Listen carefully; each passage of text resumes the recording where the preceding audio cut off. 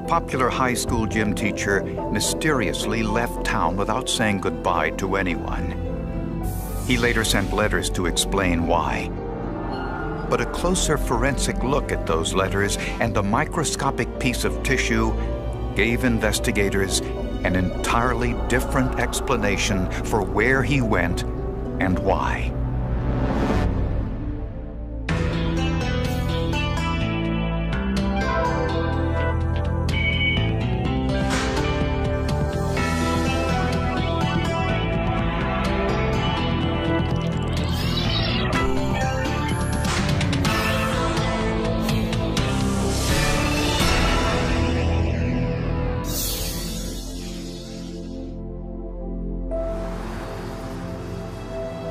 West Yellowstone, Montana is primarily a resort town.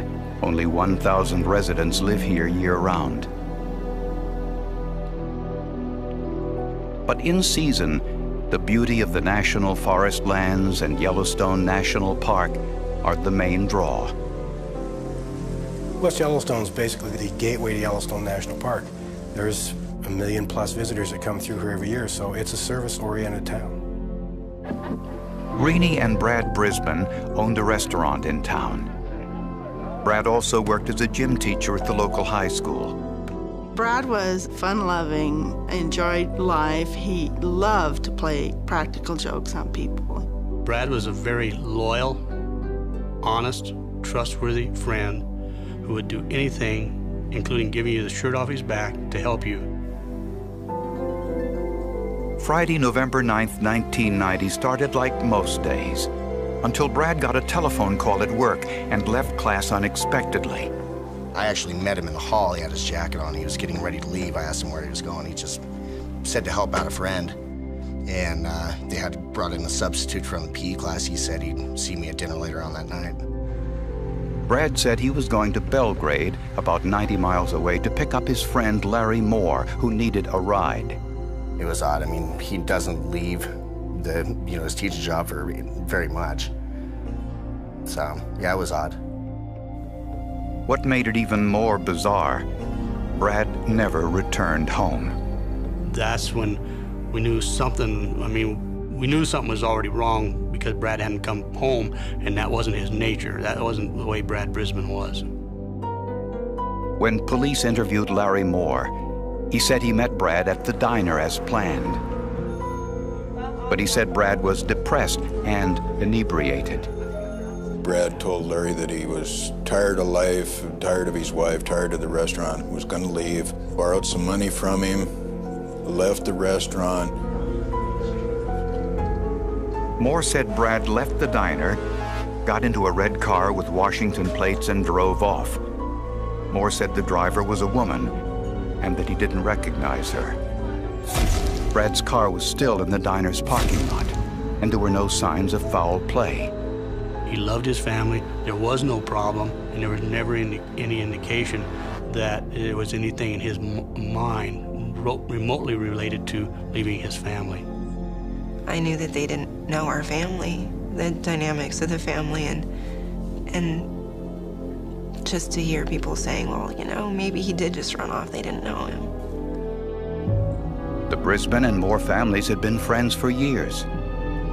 Larry's wife, Shelley, worked with Brad.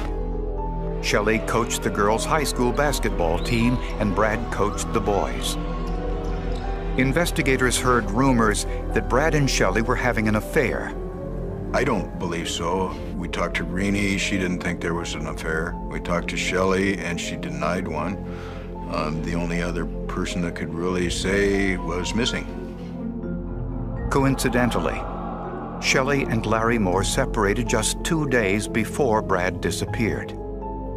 Shelley said her alleged affair with Brad was a figment of Larry's imagination. I truly believe he thought we were having an affair.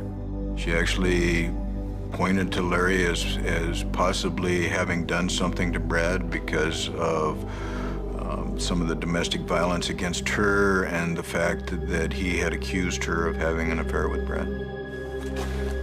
A few weeks after Brad's disappearance, a letter from Brad arrived at police headquarters.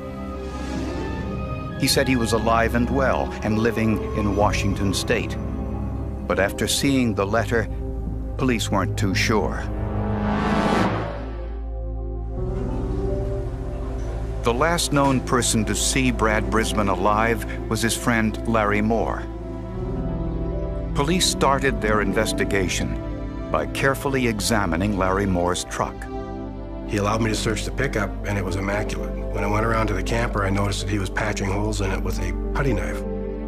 Inside the camper, investigators found bullet holes in the floor and in the liner underneath.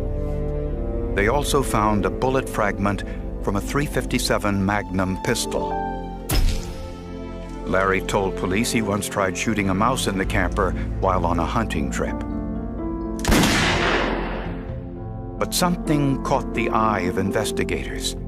A small piece of what appeared to be tissue on a window curtain. About the size of a quarter. There's no way to describe it other than it looked like a piece of chicken skin or something like that. Being unsure what it might be, he took the entire curtain with the tissue on it, and we got it sent up to the Missoula State Crime Lab. An Octoloni test identified the tissue as human, and the striations meant it was muscle. But that doesn't show you that the person's dead. We can all deposit muscle tissue and still be very much alive. But before police could question Larry Moore about this forensic discovery, a letter arrived postmarked from Spokane, Washington. It was from Brad Brisbane. In it, he apologized for creating what he called a real strain on everyone involved. I've decided to start a new life for myself. I had to make a clean break from everyone and everything to make this work. It just seemed to be the only way out for me. Fortunately, I have a wonderful woman to help me. A few days later, Larry Moore received a similar letter.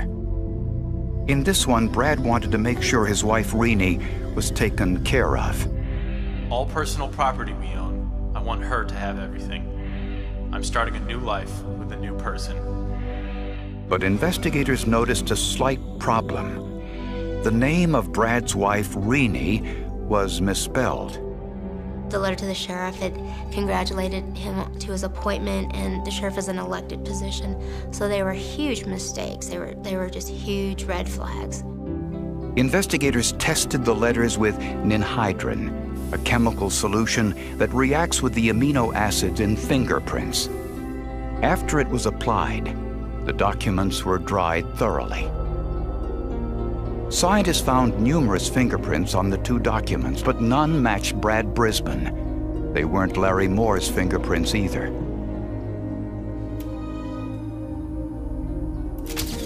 Next, the letters were analyzed by a forensic document examiner. Both letters were typed with the same typewriter. The paper was inexpensive, the kind often used in high schools.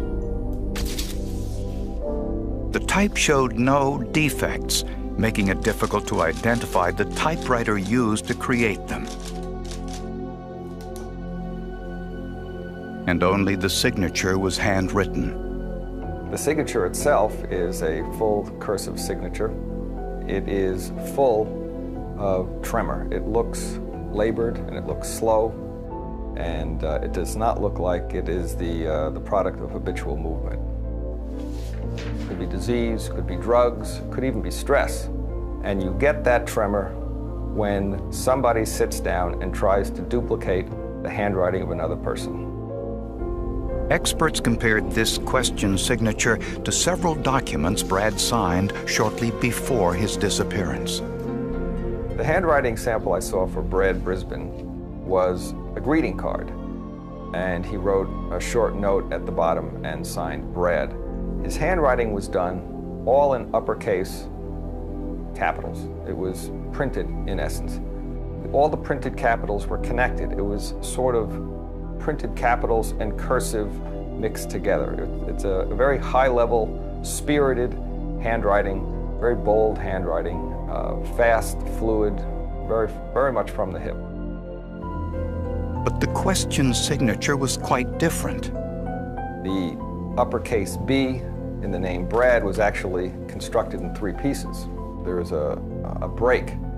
It has the up and down spine on the left side of the letter, but between the top and the bottom of the letter there's a break. Interesting, the break is in a place where you would naturally stop if you wanted to look to see how you were doing and continue writing. Police suspected Larry Moore may have written the letters, but it was difficult to tell since the question signature wasn't actually handwriting. This is a drawing of somebody's signature. It's not handwriting at all, and it's very difficult sometimes to actually determine who it was that made the drawing. Although document examiners were unable to tell conclusively who signed the letter, they were certain it wasn't Brad Brisbane. I knew that the letter was completely false. There's absolutely no way that my father would just up and leave. Investigators still had no idea where Brad Brisbane was or what may have happened to him.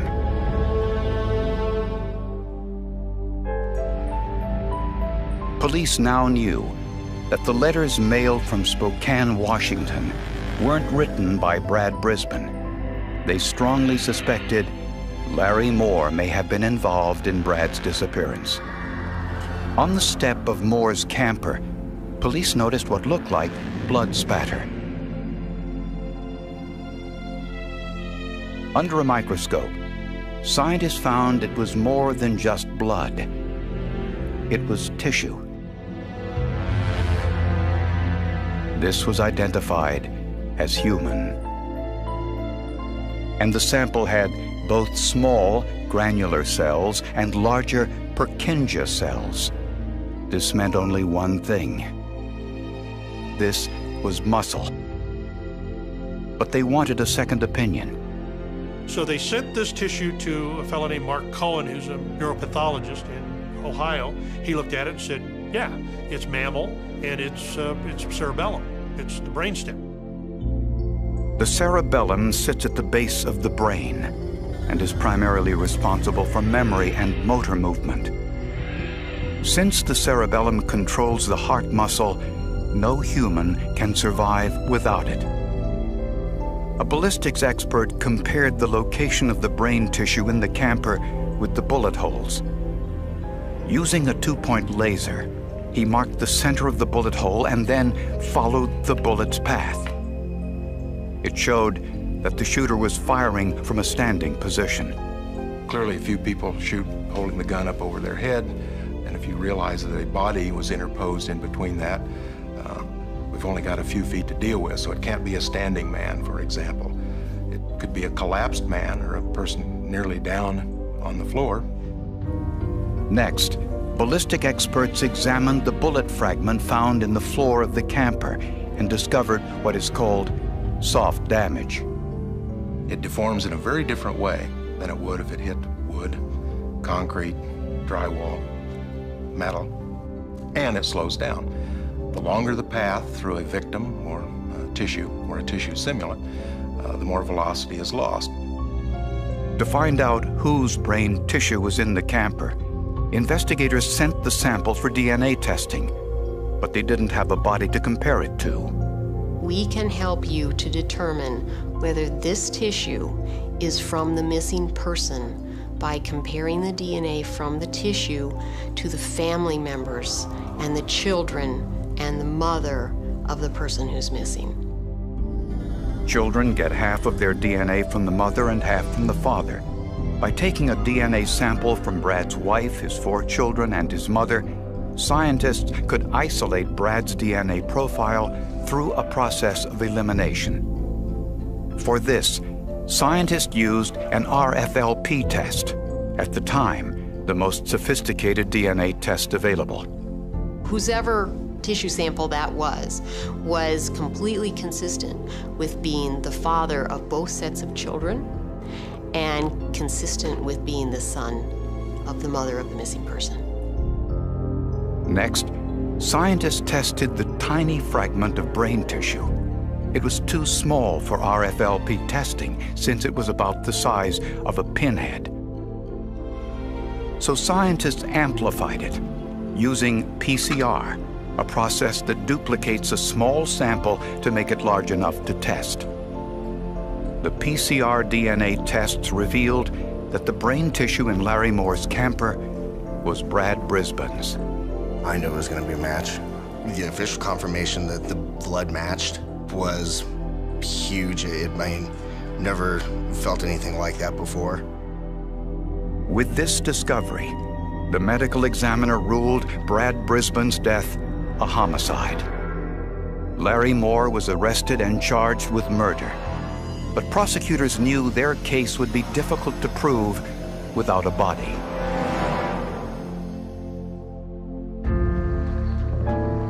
Prosecutors believed that the motive for Brad Brisbane's murder was jealousy. Larry Moore suspected Brad was having an affair with his wife.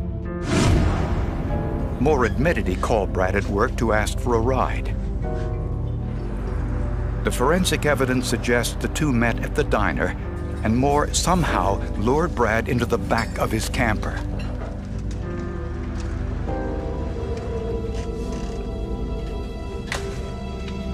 Once inside, Brad was ambushed. I'll show you in a second. Give me those pliers down there. Brad was on the floor when Moore shot from a standing position numerous times.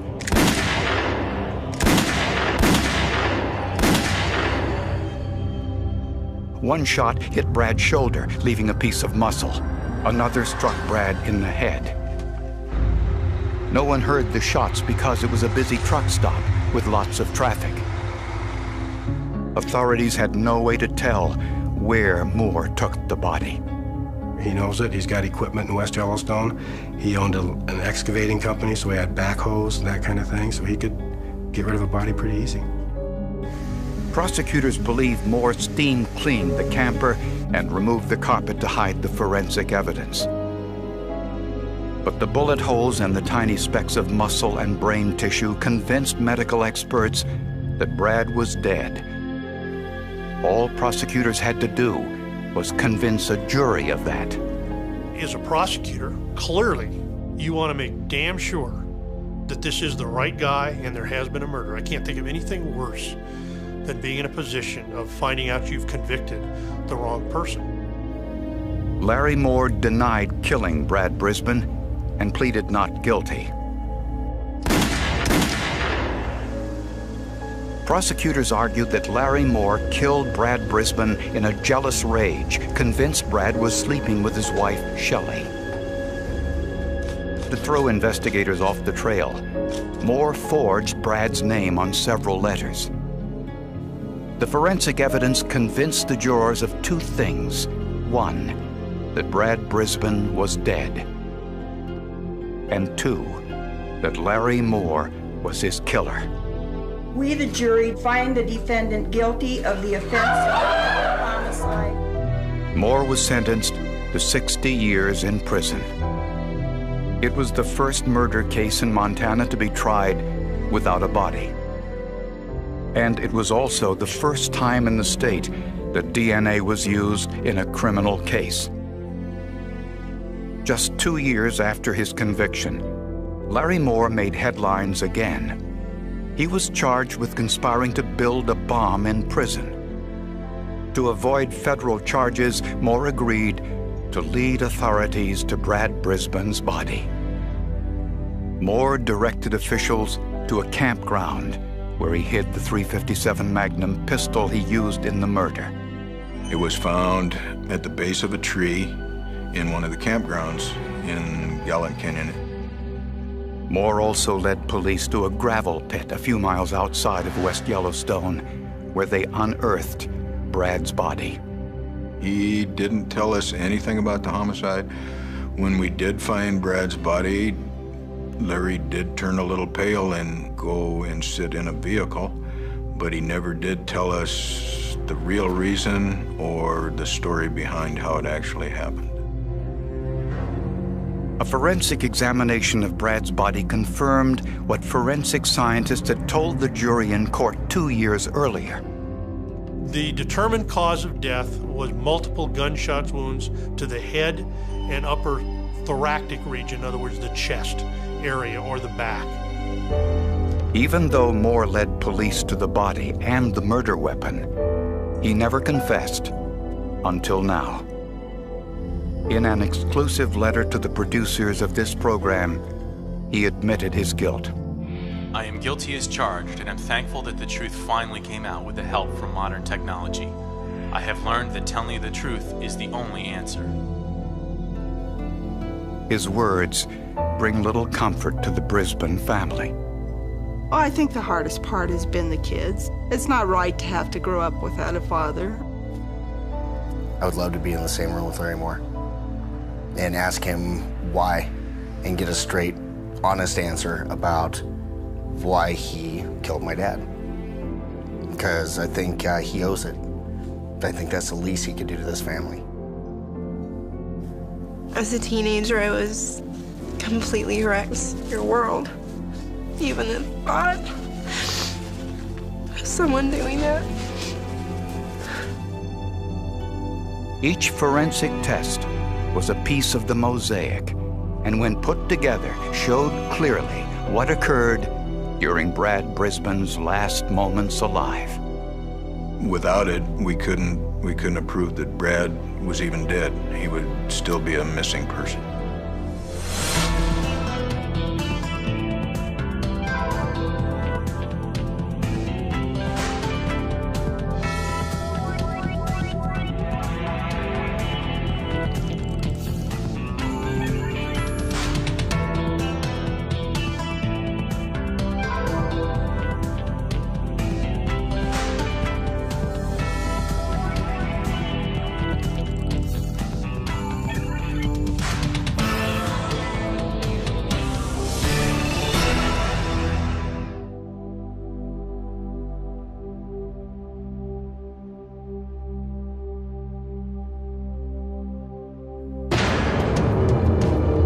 A mysterious computer crash pushes a thriving manufacturing company to the brink of collapse, jeopardizing the jobs of dozens of employees. There is no apparent cause, no obvious clues. Forensic investigators had to find out whether the disaster was caused by a computer defect, human error, or sabotage.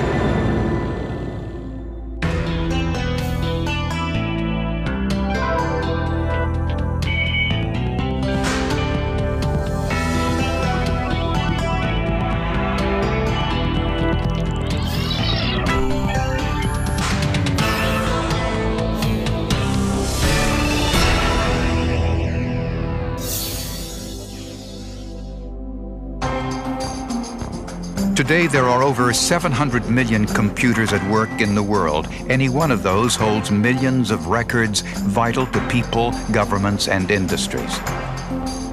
But millions of pieces of information in one small box can make that information vulnerable.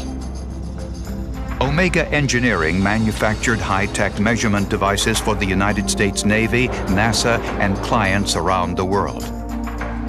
A state-of-the-art computer system at their New Jersey plant enabled Omega to quickly customize their products to suit their customers' needs. The business was growing and revenues were up. Then came July 31st, 1996. It was a bad day at Omega on July 31st of 96. One of their workers got in about 8:30 in the morning, went to his or her workstation like they always did, and they flipped on the system. They booted up the computer. And instead of coming on, though, it said fixing. And the worker didn't know what was going on, but fixing sounded pretty positive, so he let it run.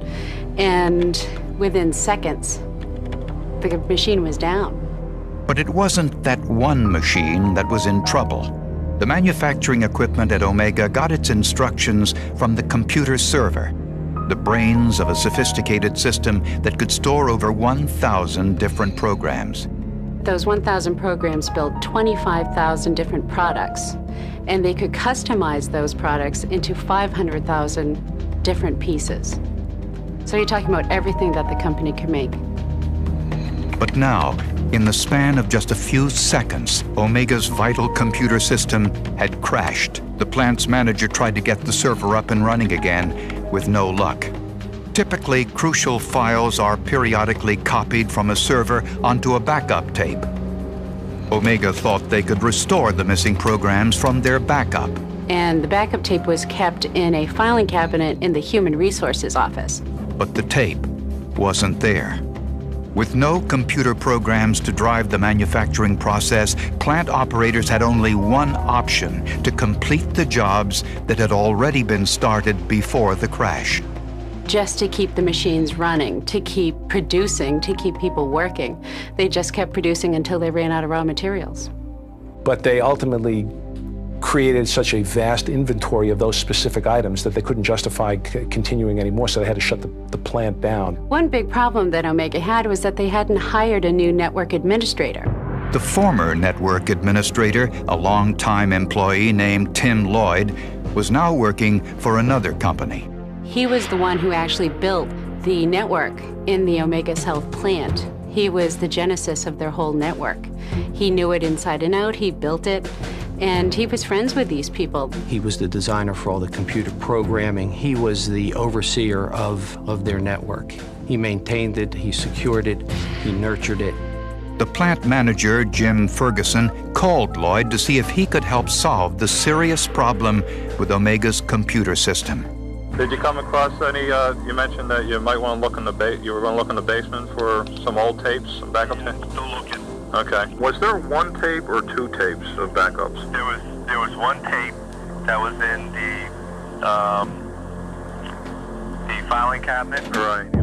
Omega was teetering on the brink of collapse, with hundreds of jobs at stake and no clues about what had caused the catastrophic shutdown of the computers.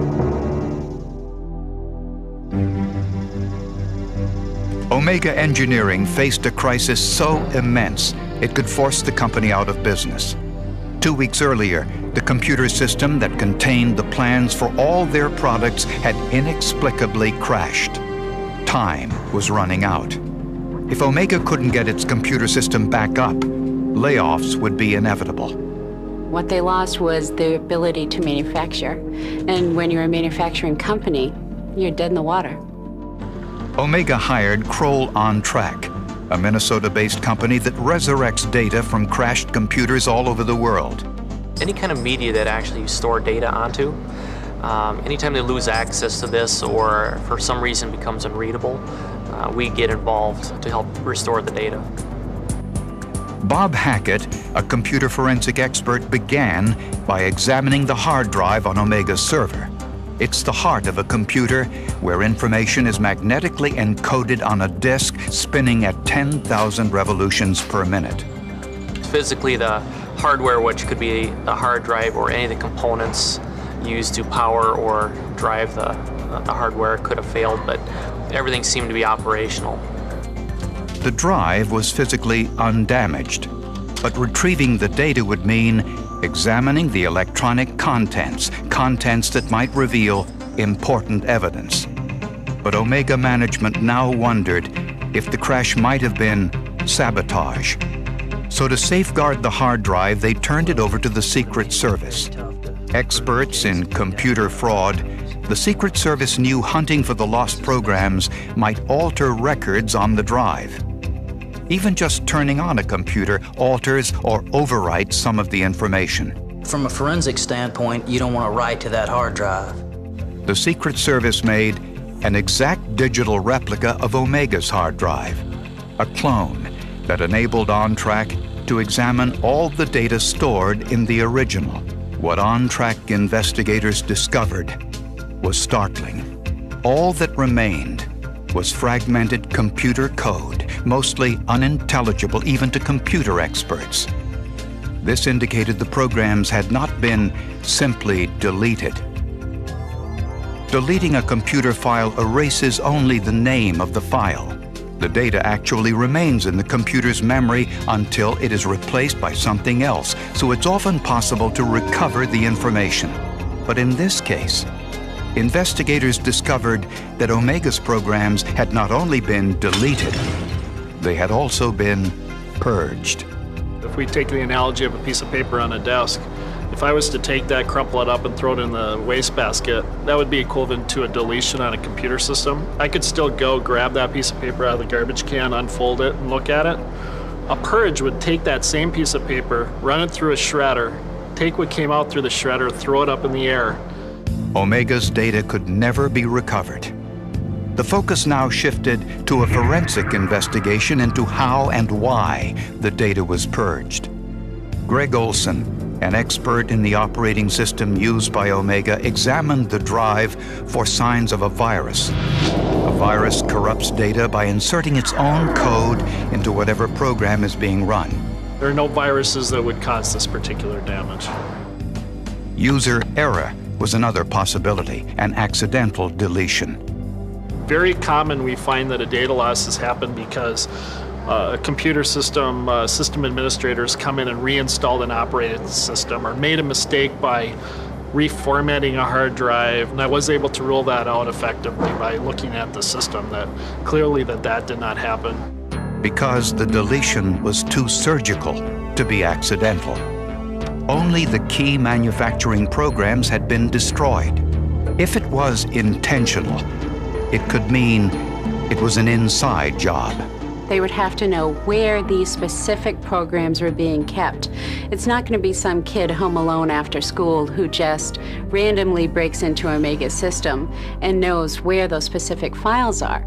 You need someone who's on the inside, someone who knows where the keys to the castle are hidden, and they know how to hurt the company. The Secret Service first looked at Tim Lloyd, the man who had designed Omega's computer system. He had recently left Omega for a job at another company. Supervisors had given him a positive reference. They said he was a good worker. They said that he was excellent technically. They didn't want to prevent him from getting another job. Lloyd had left Omega 3 weeks before the computer crash, so he didn't have access to the building to purge the manufacturing programs on the day of the crash. They were kind of in a quandary as to who else besides him could have done it. They thought maybe he hacked in from the outside, but they said that they had disconnected any contact from an outside modem, so they knew that couldn't have been done. Only supervisors had access to Omega's computer system at a level necessary to cause this much damage. But there was a problem. Just about everybody had supervisory rights, and there were even some accounts that were set up with a name like 12345. It's a really strange name with absolutely no password. So there was no security on this. Which meant that the perpetrator could have been anyone.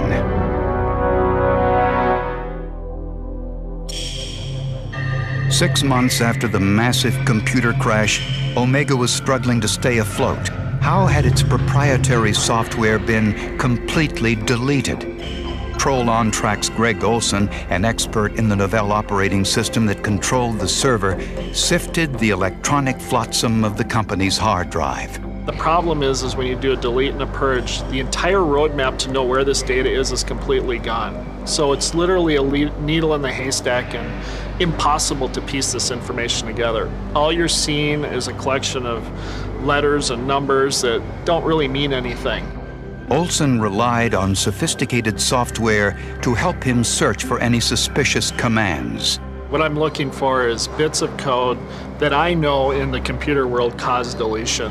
In this particular case, what I was zeroing in on was any type of a delete or even any type of a purge. So from here, let's continue our search for purge. Now we have a hit. Where I really hit gold was when I started taking hits on the search for purge.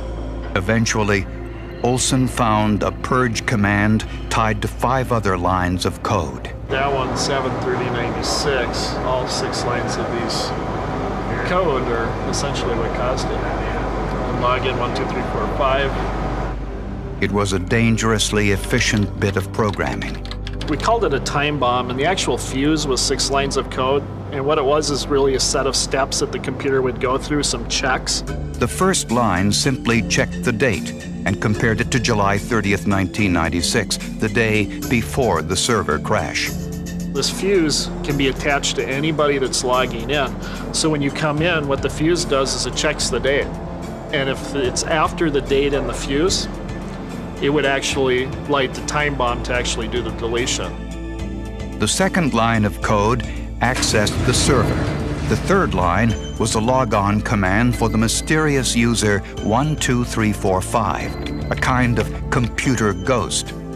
The unsuspecting user and 12345 were logged in on the same machine.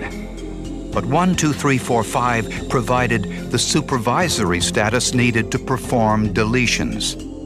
The next line accessed the manufacturing programs. The fifth line launched a program labeled fix.exe. When Olson looked at the code for this program, he found a troubling clue. The code had been generated from a commonly available deletion program, but it had been reconfigured to fool anyone using the system. It did modify the intention of deletion, but the message that appears on the screen that would normally say deleting this file, actually said fixing this file, fixing this file. The code was also rewritten to ignore safeguards, automatically answering yes to the question, "Are you sure you want to delete these files?" The last line of code was the purge command, making the material unrecoverable. It would happen relatively fast. You could go get a cup of coffee, read the front page of the paper, and come back and it's all done. It's all gone. And all the user had to do was turn on the computer. But Olson and Hackett found other purge commands as well. That one has a test directory in it. 3 similar sets of code dated for February, April, and May. But they only deleted a useless test folder, which would have gone undetected by the company.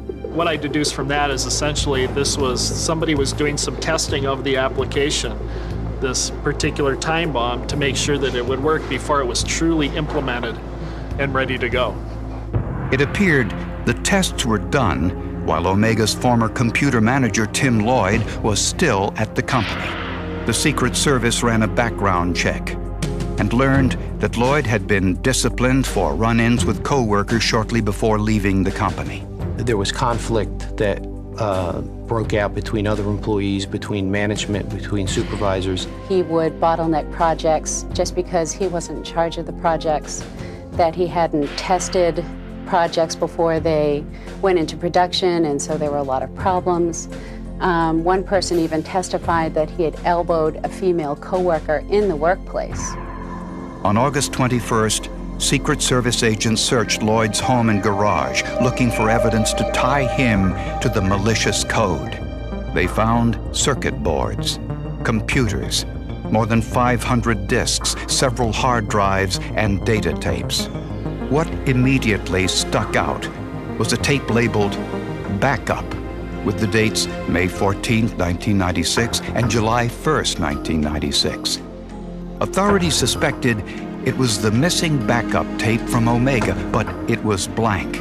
The dates that we found on some of the tapes had a format date of early August. We learned that the backup tape had been reformatted or essentially erased a matter of days before the search warrant was executed.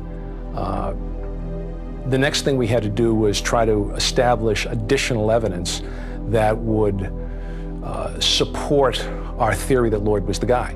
So what we did was, for example, we went to his time cards. Lloyd's time card showed that he worked late on days in February, April, and May, each time just prior to the test runs of the time bomb. Then Hackett and Olson found a copy of the time bomb on one of Lloyd's hard drives. So the same lines of code that OnTrack had pieced together from the downed server, they found those lines intact in Tim's home. A relatively new statute made computer sabotage a federal offense if it affected a computer used in interstate commerce and caused more than $5,000 worth of damage. Tim Lloyd was indicted by a grand jury. His case would be the first test of the new law. Prosecutors in New Jersey say the computer crash devastated Omega Engineering. leading to $10 million of lost business, $2 million of reprogramming costs, and 80 employee layoffs. Probably would have done less damage to the company if he had done it with a real bomb. Doesn't matter really what happens to the building if your data is gone. It is a white-collar crime, but it's a very serious crime. It's a nonviolent crime, but you know what? You don't know what the implications are of people losing their jobs. Maybe there was violence that occurred as a result of some of these folks losing their jobs, maybe domestic violence. Timothy Lloyd's 4-week trial began in April 1998. It would be one of the first criminal cases to explore the arcane world of computer code. How would an attorney who hadn't before this had a lot of technical expertise go into a really high-tech field and explain it to a jury? You're not going to show them fingerprints, you're not going to show them a smoking gun or a bag of Coke. At trial, prosecutors argued that Lloyd had fallen out of favor with his supervisors and grown resentful when he was reassigned. Investigators had been able to prove that Lloyd developed the time bomb code at home, then worked late so that he could install and test the code in secret. He planned on quitting and was in the process of interviewing with another company when he was fired. In fact, he told a recruiter at his new company that everybody's job at Omega is in jeopardy. He made the remark on July 31st, the same day the computer crashed. How would he know that? On the day that time bomb, nobody even at Omega knew that. They thought they had a computer problem, that's all they knew. But everybody's job, I think that was a remarkable find and something that the jurors were able to pick up on. But the most compelling evidence was the bits of code the computer experts found. And to have this maliciously damage and delete and purge all the data from this point without really having any idea that this was actually happening, and to do it in such a short and quick fashion was very clever. And he was gone. Being fired actually helped him, and he probably sat back there and said, now they'll never connect me to this.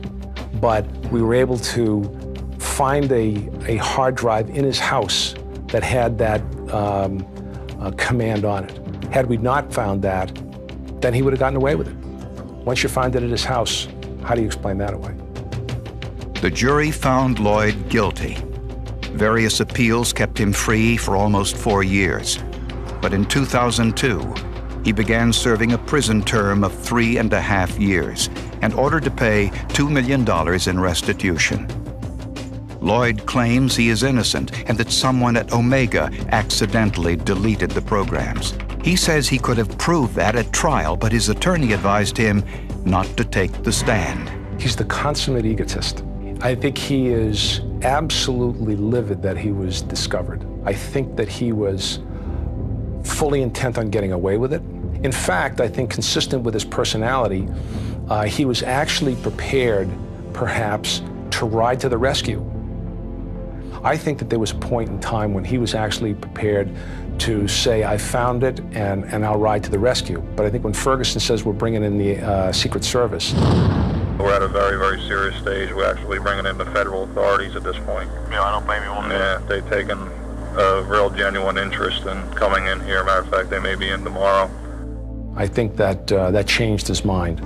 Omega Engineering never fully recovered, but is still in business. Kroll On Track was given an award by the Secret Service for the unique role they played in a case that paved new legal ground.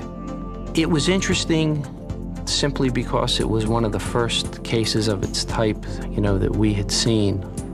Omega made a lot of technical mistakes, but their biggest mistakes were caused by human factors. It was because they trusted Tim. It was because they had real affection for Tim, and they thought that he was family. And you let family get away with a lot more than you would anybody else. You give them a lot more rope to hang themselves with.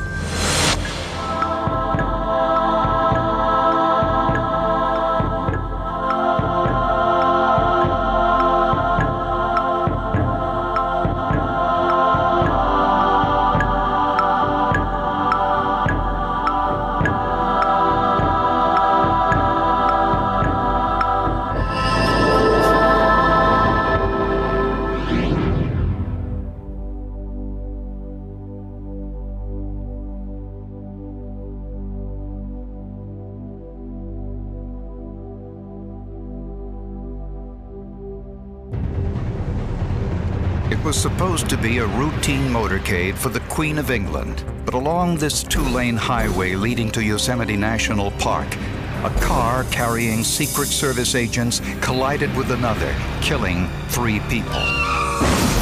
What went wrong? Who was responsible? Hidden in this photograph was the clue to the mystery.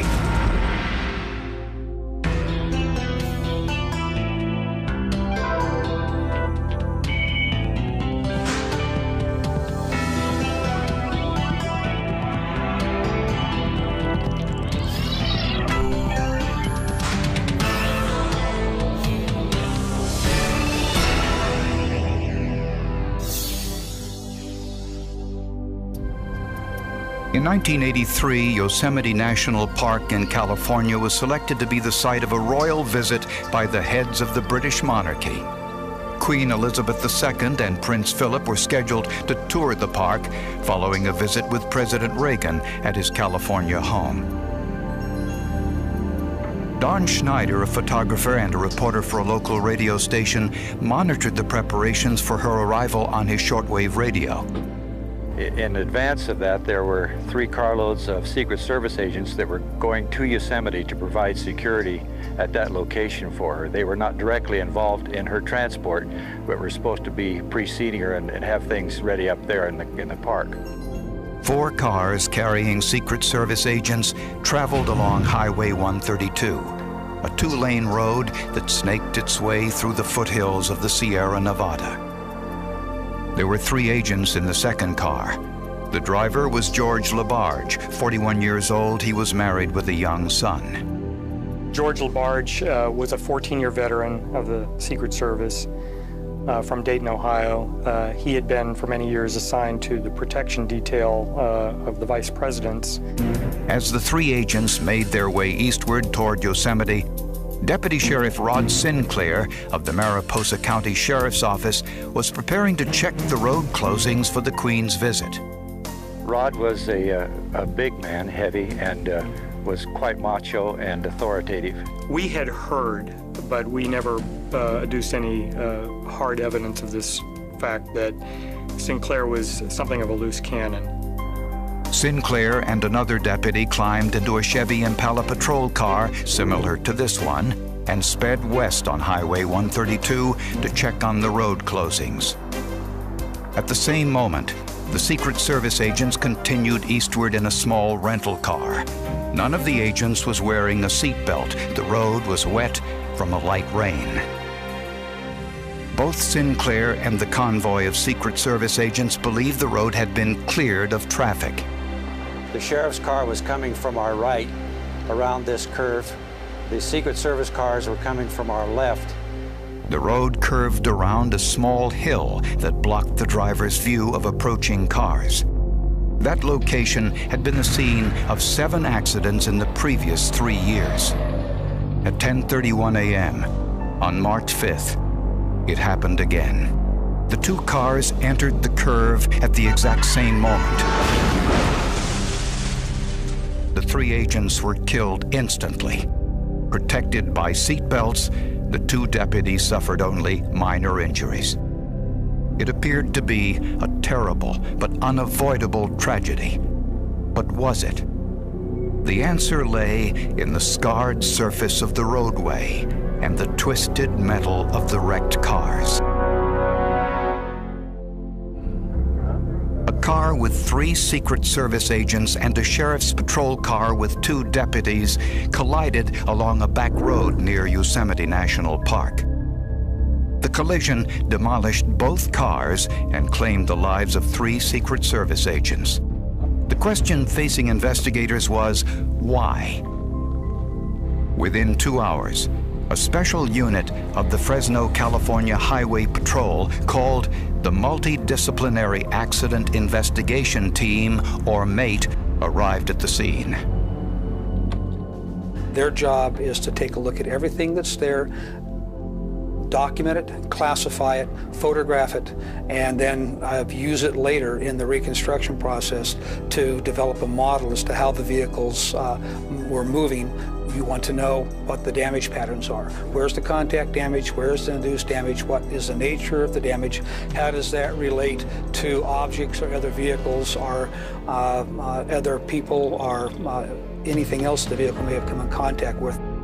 The investigators found the point of impact marked by scattered debris, a pool of brake fluid, and more than a dozen gouge and scrape marks. They also found a set of skid marks 64 feet long. They began in Sergeant Sinclair's lane, crossed the yellow center line, and ended in the oncoming lane traveled by the Secret Service. It was clear the skid marks would be a critical clue. They photographed the roadway in detail. That was their first job, and they needed to do that before it was lost, before the roadway could be opened. The MAID investigators then interviewed eyewitnesses, one of whom was driving behind the Secret Service cars. According to her, the agents did nothing wrong. They were relaxed, taking their time, driving along at a reasonable speed for the area and the terrain. After gathering all the evidence, the MAID investigators began the hard work of reconstructing what caused the accident. What I'm doing here is called motion analysis. I'm using the scaled physical evidence and the scaled vehicles to try to determine how the vehicles were moving during particular phases of the collision. The motion analysis provided the data for a series of critical calculations. The first was the momentum of each car immediately after the collision. Momentum is determined by multiplying each car's speed by its weight. According to the laws of physics, when objects collide, as in this demonstration, their momentum after the impact is equal to that before. If the investigators could figure out the speed of the two cars as they separated immediately after impact, they could calculate how fast they were going before the crash. The investigators knew the weights of both cars. By measuring the distance and direction they had slid, their rotation, and the amount of friction, they were able to calculate their post-impact speeds. 30 miles per hour for the sheriff's car, 24 miles per hour for the Secret Service. Next, they looked at the angle at which the two cars had collided. The angle of impact in this particular collision evaluation was critical to determining how this collision took place. MAID calculated that the two cars collided at a 10-degree angle, almost directly head-on. They already knew the direction the sheriff was traveling from the skid marks, so the angle of impact allowed them to calculate the path of the Secret Service car. 10-degree approach angle between these two vehicles places the Secret Service Dodge Aries within its lane of travel and moving slightly from left to right as a potential evasive tactic as impact takes place.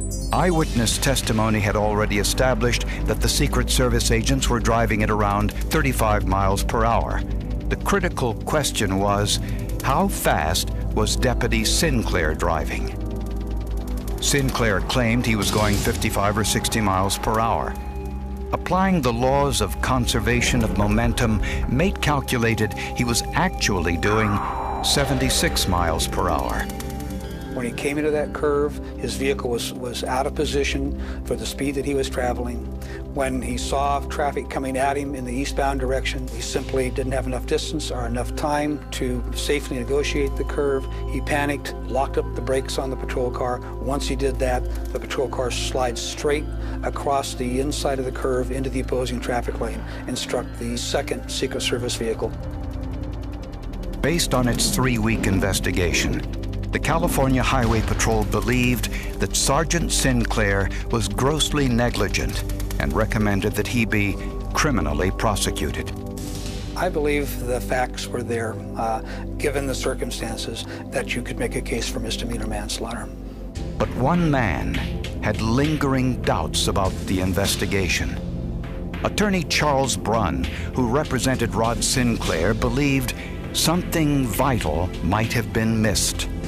Rod kept saying over and over again, they were in my lane of travel, they were heading right at me. There was nothing I could do but hit the brakes. Was Deputy Sinclair telling the truth? Brunn hired his own investigators to find out, and what they would discover would force the Highway Patrol to reopen their investigation. 3 Secret Service agents had been killed in a near head-on collision with a sheriff's patrol car. All the evidence indicated that Deputy Sheriff Rod Sinclair was solely to blame. But then, a local photographer, Don Schneider, was looking at slides of the accident when he discovered a clue the Highway Patrol had missed: another skid mark. It was a surprise to me to see the mark there because I had not observed a skid mark at the accident site. And I asked the question of the group that was there, "Hey fellas, what is this?" and pointed to the skid mark that I saw on the screen. And it was obvious in the matter of discussion a few moments later that this had something to do with the Secret Service car. Attorney Charles Brunn showed the faint skid mark to a team of accident reconstruction experts. From the angle of the mark, it appeared that the Secret Service car had been over the center line and was turning back into its own lane when it was hit. And all of a sudden, I thought to myself, we have cause here for optimism. Sergeant Sinclair, it would seem, is vindicated. He said they were coming right at him. The new evidence suggested Sinclair had hit the brakes not because he was going too fast, as the Highway Patrol contended, but because he saw danger ahead. The California Highway Patrol investigators dismissed the new evidence, calling it the phantom skid mark. The CHP experts covered that ground on their hands and knees, literally inch by inch, and never saw that skid mark. Why they didn't find it wasn't clear, but the discovery gave new impetus to Brunn's team of forensic accident reconstruction experts. Paul Kafitz, a photographer and engineer, is an expert in something called photogrammetry. It's a $6 word for making measurements from photographs or using photographs to make measurements. Brunn's experts needed a map of the accident scene with the skid marks to conduct their investigation. Kafitz's job was to reproduce the mark on the road in its exact position so that a surveyor could map its location. He began by making a 35mm negative of Schneider's photograph showing the skid mark. I put it into a special camera that I take back to the scene. I locate the exact point from which he took his photograph, and then looking through my camera, I can remark the position of the skid mark on the ground and have a surveyor record it. The chalk marks helped Kafitz verify that the mark he recreated was exactly as it appeared in the photo. Once the new survey map was created, Dr. William Blythe, an expert in applied mechanics and accident reconstruction, was able to trace the path of the Secret Service car. The results confirmed Sinclair's statement that the Secret Service cars were over the center line. I think that the amount of the vehicle over the center line, as I recall, was something in the neighborhood of 1/3 or 1/2 of the vehicle. It wasn't fully in the oncoming lane. The Highway Patrol had determined that the collision was virtually head-on. Blythe showed that the sheriff's car had struck at an angle, as if Agent Labarge had been turning to the right to get back into his own lane. Dr. Blythe determined that the critical skid mark was made by one of the front tires on the agent's car. It did have dark edges to it, which is indicative of a front tire. When you apply your brakes, the weight of the car shifts to the front axle, and when that happens, the front tires tend to cup a little bit, and the load is on the edges of the tires, on the sidewalls of the tires primarily. The critical question was, which front tire? The Highway Patrol experts, after first denying the existence of the skid mark, argued it was made by the left. If they were correct, it meant the Secret Service could not have been over the center line. Using photogrammetry, Chaffetz was able to determine the width of the tire that made the skid mark and prove that it was, in fact, the right tire. As it happened, the right front tire on the wrecked Labarge car was almost an inch narrower than the other three tires. It had been replaced probably by a spare tire at some point, and that particular tire mark matched only that narrower right front tire. Proving the skid mark belonged to the Secret Service car was one of two critical issues facing Dr. Blythe. What was the sheriff reacting to when he applied his brakes? Was he reacting to his perception that he was going too fast to make the corner, or was he reacting to some other danger that he saw? The Highway Patrol found Sinclair was going too fast. But Dr. Blythe ran his own test using a patrol car identical to the one Sinclair was driving. The range for the sheriff's vehicle that I found was between 62 and 66 miles an hour. At that speed, Sergeant Sinclair had no reason to hit his brakes because he could have comfortably negotiated the curve. That left only one explanation. We felt there was negligence on the part of the drivers of the first two cars in that entourage, in that they crossed the center line. Okay, let's begin a test run. To help prove these findings, Brunn asked Paul Chaffetz to conduct a visibility study like this one, recreating what each driver saw an instant before the collision. The results would reveal another surprising piece of evidence. A high-speed collision. 3 Secret Service agents killed. California Highway Patrol investigators determined that Sheriff's Deputy Rod Sinclair was solely responsible. But then, the discovery of a skid mark in this photograph suggested the Secret Service was also at fault. The problem was proving it.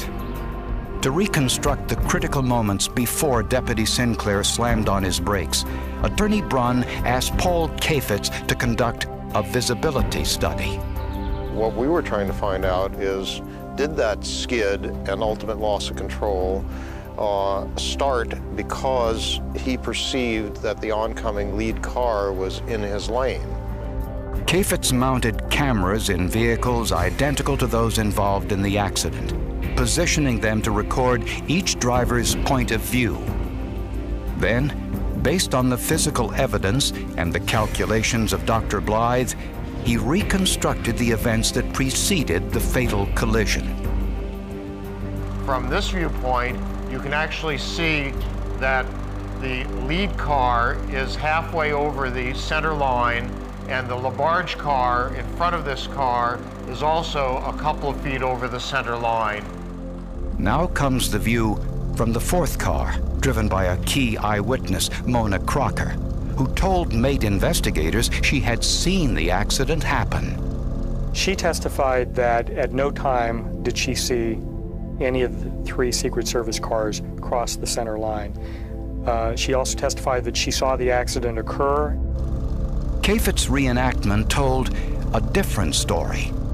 So this is Mona Crocker's viewpoint, and what's important here is that although the lead car ahead of her goes halfway over the center line, straddles the center line, from her viewpoint that is never visible because it's around the curve and over the hill. Crocker thought she could see the position of the cars. In fact, she could not. I was actually surprised at the result about what Mona Crocker could or couldn't see. I hadn't predicted or expected that. From the beginning, the critical question in the case was always, why did Deputy Sinclair jam on his brakes? Chaffetz's dramatic reenactment answered the question. Now, from Sinclair's viewpoint, we can see that he sees the lead Secret Service car straddling the center line just a bit more than a second before he begins to skid in a straight line across the highway. The last view is that of Agent LaBarge just before the fatal crash.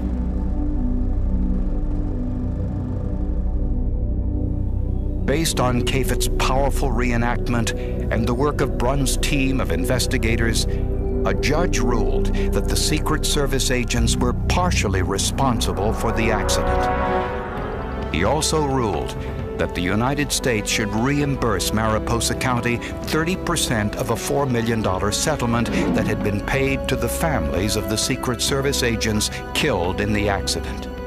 I felt good that the judge believed Sergeant Sinclair, that the Secret Service agents had driven across the center line. I felt very good about that. The verdict was later overturned on a technicality, but Brunn and his team of forensic experts had proven their case. It is phenomenal. It is amazing what they can put together and how they can reconstruct an accident and how they can make those small pieces of evidence tell a story. There's satisfaction when the pieces come together in a case like this and other similar cases. That was a very powerful presentation, and I recall having a lump in my throat when I watched it. It was as if you were in the driver's seat watching your life come to an end in that split second. It was a very powerful videotape.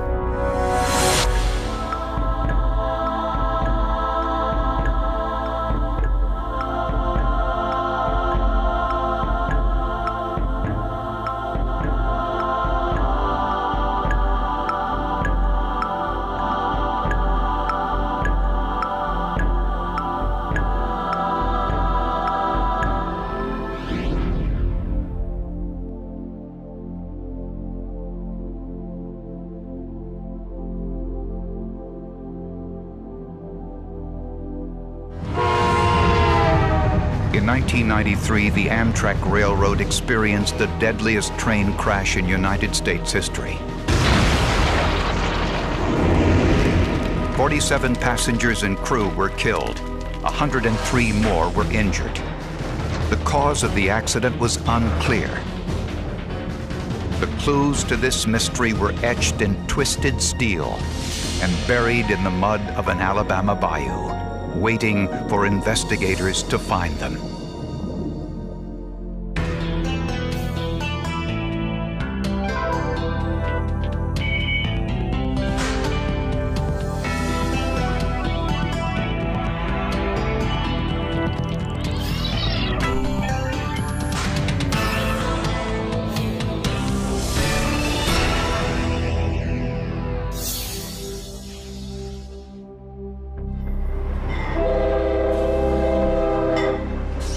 Amtrak Sunset Limited is the country's only remaining transcontinental train. The Sunset Limited has an interesting history. Kind of dates back to the romantic time of train travel when it was very elegant and posh to travel by train. On September 20th, 1993, Trudy Justin and her husband Larry boarded the Sunset Limited in Deming, New Mexico, headed for Florida. And I could sit there and look and talk to other people. But the best part is going to the dining car. We went to the dining car 3 times a day. And you just trot back there, and they were really nice to you. After dinner, Trudy and Larry returned to their seats to rest. The train stopped briefly in New Orleans to fix a broken air conditioner. By 2:30 a.m., it was running about 33 minutes behind schedule. It stopped in Mobile, Alabama, where the engineer waited until a freight train cleared the bridge up ahead. Then, the Sunset Limited started on the last leg of its trip, 750 miles to Miami. The train throttled up to a cruising speed of 72 miles an hour, but visibility was hindered by fog. Shortly before 3 a.m., the Sunset Limited approached the Bayou Canot Bridge. In a matter of seconds, the train's 3 engines and next 4 cars plummeted into the water. The engine's fuel tanks ruptured, igniting the diesel fuel. Then the people start yelling, "We got to get out of here because this is going to explode." The tugboat Marvella was the first to report the accident. I believe we're right below the train. There's a hell of a fire pit in the middle of the river. There ain't supposed to be no fire pit. Like I say, I don't know exactly where we at. It's so foggy, I can't tell by looking on radar. So there's something bad wrong up here. It was a hell on earth kind of an environment. It was just a horrific, horrific sight. Trudy grabbed her husband Larry and swam for shore. The fire just was getting bigger. You see nothing. I heard people saying, "Oh, we're gonna die, we're gonna die." And I heard the Lord's Prayer. The Marvella headed towards the flames through the dense fog to investigate. I didn't know where the boat came from. We had no idea. All we know is the spotlights on us. And of course we could see that you could hear it. The crew pulled 17 passengers from the water. Others were less fortunate. The parents of a little girl, she was 10 years old and handicapped. They pushed her to the arms of a rescuer through a window on their car, and they didn't make it out. Of the 220 passengers and crew on board, 47 people were dead or unaccounted for. The FBI immediately flew to the crash site to investigate the possibility of terrorism. The Coast Guard and the National Transportation Safety Board also sent investigators. The lead locomotive was found buried in the mud at about a 45-degree angle, and 3/4 of it you could not see it. It just buried itself into the marsh. A second engine was alongside. A third was on the opposite side of the bridge. 4 derailed cars were nearby.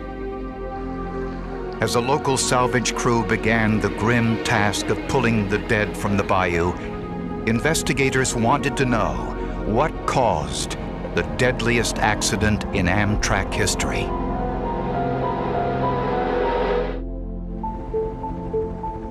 In the early hours of September 22, 1993, Amtrak Sunset Limited plummeted off the Bayou Canot Bridge in Alabama, killing 42 passengers and 5 crew members.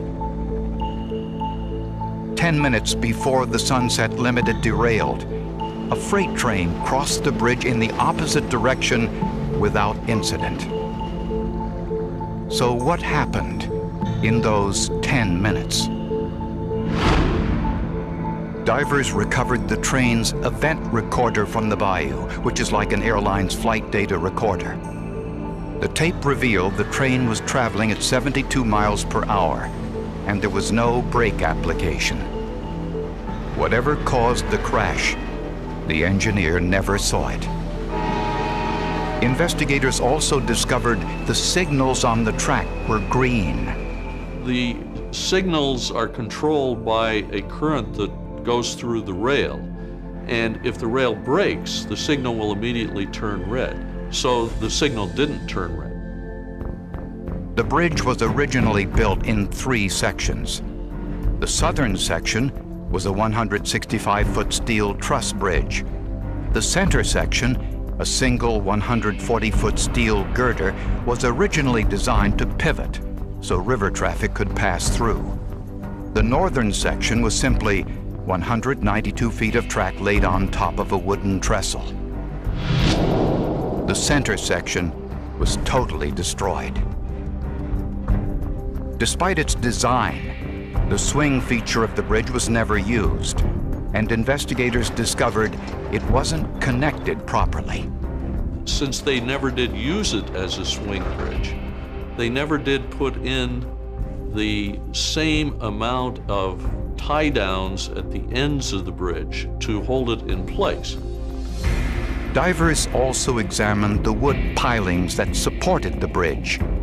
We wanted to determine if the piles had undergone any kind of deterioration, such as damage from wood-destroying organisms like soft rot or brown rot decay.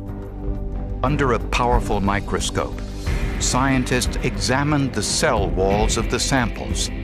They looked for triangular-shaped microorganisms like these, which would indicate rot. Since we didn't find them present, then we were fairly comfortable that there was no appreciable deterioration of the piles contributing to the collapse. All that remained were 3 concrete piers.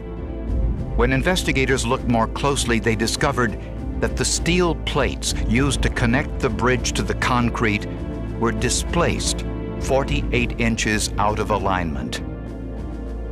Corley also examined the bolts that attached the metal plates to the concrete. Those attachments were poorly maintained. In several cases, the holes that were supposed to have bolts through them didn't have anything recognizable in them. When we took the material out that was in those holes, we found that it was rust. When the Sunset Limited was pulled out of the water of Bayou Canot with sections of the bridge, it was evident that something terrible had happened. Investigators found that one of its sides, a metal girder, had been sheared off as if struck on the end by a powerful force. Corley measured the spacing of the girder's rivets and compared them to scratches along the side of the train's engine. The rivets made lines down the side of the engine, and you could match the lines made by those rivets with the bridge and confirm that that was what destroyed the girder on the bridge. But how did the train hit the outside of the bridge? While structural engineers examined all the evidence, Coast Guard investigators began interviewing eyewitnesses. What they were about to learn would provide a surprising lead to the investigation.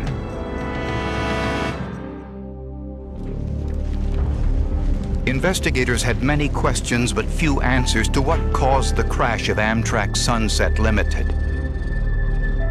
Coast Guard investigators also interviewed the men and women who helped in the rescue. My first stop was actually to interview the crew of the tugboat Mauvilla, and that was because they were the reporting party of the accident. On the night of the crash, the Mauvilla was making a routine run up the Mobile River, pushing a load of coal and pig iron. The Mauvilla was pushing 6 barges, so the pilot was 400 feet away from the front of the barges. Investigators learned that the pilot, Willie Odom, called the Coast Guard 3 hours before the train crashed to report thick fog on the Mobile River. About a half hour before the accident, Odom said he steered his 6 barges around a bend in the Mobile River and saw what appeared to be another tugboat on his radar. He said he steered towards it, hoping to tie onto it until visibility improved. But before that could happen, Willie Odom said his tugboat ran aground. At this point, Captain Andrew Stabler took over command of the Mauvilla and called the Coast Guard asking for help. Seems to have a cable or something wrapped in the wheel. Barges afloat, adrift southbound, and if anybody down there can help rounding them up, I would definitely appreciate it. Around 2:50 a.m., the Mauvilla's crew heard a crash, then saw a fire through the fog. I'm not sure what I'm seeing, but I'm seeing something that's burning. And it looks like it's crossways of the river. I ain't got out that far. If that's what I'm looking at, I don't have any idea. But if the Mauvilla was on the Mobile River, how were they able to see an accident on the Bayou Canot 6 miles away? Mobile Coast Guard, we've got a mess up here. This train has run off the 14-mile railroad bridge. But that was a mistake. The accident was on the bridge going across the Bayou Canot, a waterway that was closed to commercial boat traffic. Bayou Canot is a subsidiary of the Mobile River, and in that very dense fog, the operator of the tug mistakenly turned down into Bayou Canot, thinking it was a bend in the river a couple of miles further upriver than where he really was. But how could this happen? Investigators discovered that the Movilla had no maps on board or even a compass. That's a very important thing, but the people in the river don't look at it that way. So what? All you do is steer between the banks, and that's it. The Movilla was equipped with radar, which wasn't required at the time, but the pilot, Willie Odom, wasn't trained to use it. And the conclusion, he didn't know anything about the radar. He could turn it on, he could look at it, tell you the picture on there, but he didn't know anything about the function of the radar. When investigators heard Odom's story, they went back to the bridge to examine what now seemed like a key piece of evidence. The railroad bridge had a concrete pier that was holding up the bridge structure, and there was very fresh damage to the concrete of that bridge pier. Something had hit the point of the pier. Was it one of the Movilla's barges? Had the Movilla caused the Sunset Limited to derail? When we found the left-hand barge, there was a similar mark of scrape paint and an indentation into the metal. In fact, it kind of looked T-shaped, which would indicate that the barge hit the top or flat portion as well as the edge of it, and it kind of gave it a little T-shaped mark. The other barges revealed more surprising clues. The center barge also had damage. There were vertical scrapes and an indentation. A clue to the cause of the scrapes was found on the bridge's center span. When we pulled the girder out of the water, we did a visual inspection, and we noticed that some of the vertical steel members called stiffeners that were on the side of the girder had been bent flat against the girder. Investigators measured the distance between the stiffeners and compared them to the vertical marks on the barge. They were a perfect match. Now, they had solid evidence to prove what caused the fatal crash of the Sunset Limited. Authorities knew that the tugboat Movilla was in the vicinity of the Bayou Canot Bridge shortly before the train crash, and not on the Mobile River as the pilot thought. Investigators discovered concrete chips on the Movilla's front left barge. The chips, along with samples from the bridge's pier, were sent to the FBI for analysis. Each mix of concrete is unique. It has a specific amount of rocks, sand, cement, and water in it. The investigators cut the concrete samples into razor-thin slices, then studied them under a transmitter light microscope. The microscope shines polarized light through the samples, revealing the specific optical properties of the rocks, sand, and cement. The FBI, after they examined the samples they found on the barge, determined that the concrete on the barge was the same as that found in the pier at the south end of the bridge. Based on all the evidence, the National Transportation Safety Board concluded that Willie Odom had gotten lost in the heavy fog as he piloted the Movilla up the Mobile River. With no maps or compass on board, Odom wasn't trained to read the boat's radar. He mistakenly veered left onto the Bayou Canot instead of continuing up the Mobile River. Odom then mistook the radar image of the bridge for another tow barge. As he tried to maneuver towards it, his front left barge struck the concrete south pier. The other two barges struck the bridge itself, knocking the bridge and the train track 48 inches out of alignment. When Odom struck the bridge, he didn't know it, in part because he couldn't see the bridge through the fog, since it was unlighted.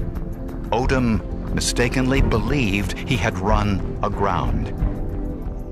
Inexplicably, the collision bent the track in an S shape, but didn't break it, which explains why the electrical current running through the tracks didn't break either.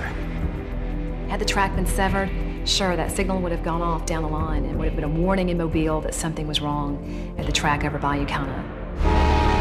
Coast Guard records showed the Movilla struck the bridge only 8 minutes before the Sunset Limited arrived. As the engineer headed towards the bridge, he saw a green light telling him the track ahead was all clear. As the train approached, I believed that the engine derailed just as it was getting to the portion of the bridge that had been moved sideways. And it hit that portion of the bridge, dragging the entire bridge along with the engines and destroying it. It's a big piece of steel out on the bridge, and the train struck it at 72 miles an hour. And then from that, you can tell that it just tore the hell out of it. As the track collapsed, the lead engine and the next 4 cars flew into the water. Some of the passenger cars stopped on the bridge, or the fatality count might have been higher. Tragically, the train was running about a half-hour late due to the stop to repair the air conditioning. Had the train been on time, it would have crossed the bridge before the Movilla ran into it. I think this investigation just confirmed for me a couple of long-standing philosophies that I've had. One is that every accident is a kind of a chain reaction. There's 5 or 6 links in the chain that all have to happen in order for an accident to happen. They never did put in the same amount of tie downs at the ends of the bridge to hold it in place. Therefore, it wasn't as resistant to a barge hitting it as it would have been if they had tied it down at the ends better. People cause accidents, and that was clearly the case here. The Lord is my shepherd, therefore can I lack nothing. He feeds me in a green pasture and leads me beside the waters of comfort.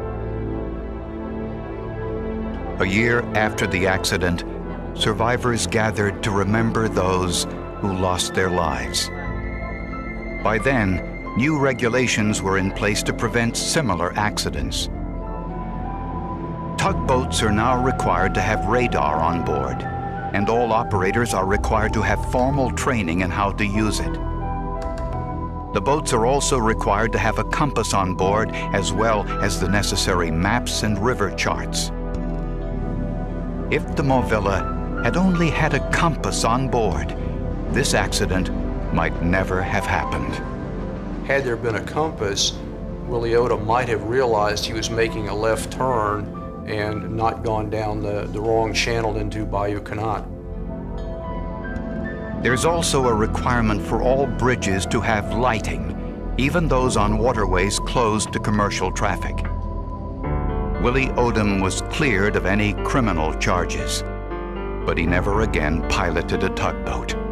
I think my main interest in all of the jobs I get into is to determine what went wrong so that we can learn from the bad things that have happened in the past and do better in the future. I can't prevent what's happened, but if I learn lessons from it and then make changes in rules, regulations, and procedures, I've done a lot to prevent that next one from happening.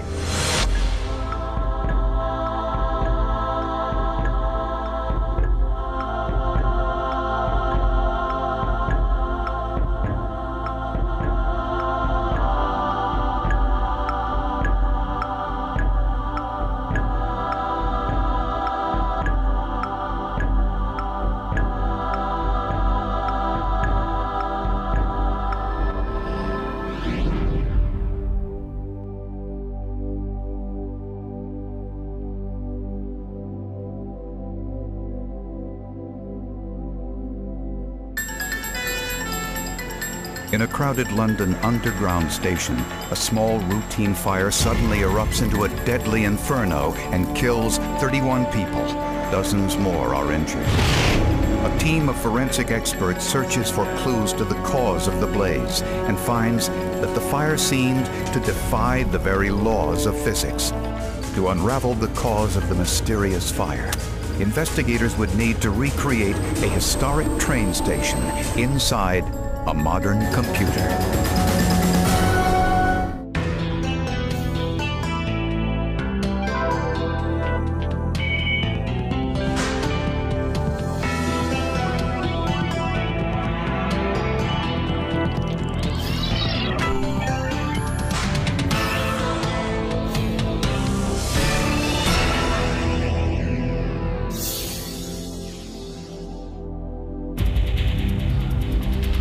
The sprawling London Underground is the largest and oldest subway rail system in the world.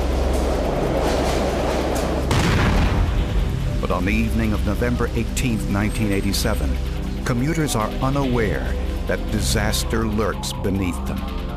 At 7:30 p.m., a passenger at the historic King's Cross station sees a flicker of flame underneath a heavily varnished 50-year-old wooden escalator. The London Fire Brigade is dispatched. It seems to be a routine call. An everyday call to a fire in an escalator, something we were receiving probably 20 or 30 times a month. So it was no big deal. Fire Captain Roger Kendall, one of the first to reach the scene, waits above ground for his supervisor to report. We were waiting for a message to come back to say either we're all going home or he may need a bit of equipment. Trains continue to come and go despite the minor commotion. Musician Ron Lipsius arrives at the station on one of those trains. We noticed these two men, I don't think they were in uniform, but they were physically blocking entrance to the wooden escalators on our left, which are the ones that directly go to the Piccadilly train. So we thought, oh, that's strange. And it was actually a tiny bit hazy in there too. We noticed that too. A little bit smoky. Firemen see a small fire burning about halfway up one of the escalators, bringing passengers from the tracks up to the ticket hall. A very experienced fire officer looked down the escalator and assessed the fire as being, it was about the size of a cardboard box. But firefighter Colin Townsend spots something he believes is dangerous. He calls firefighters above ground, asking for more equipment and saying people are in danger. He, through his experience, had seen something going on above the fire, around the fire. Whatever he could see, he knew that something bad was about to happen. On the train platform below, passengers are now being urged to get out.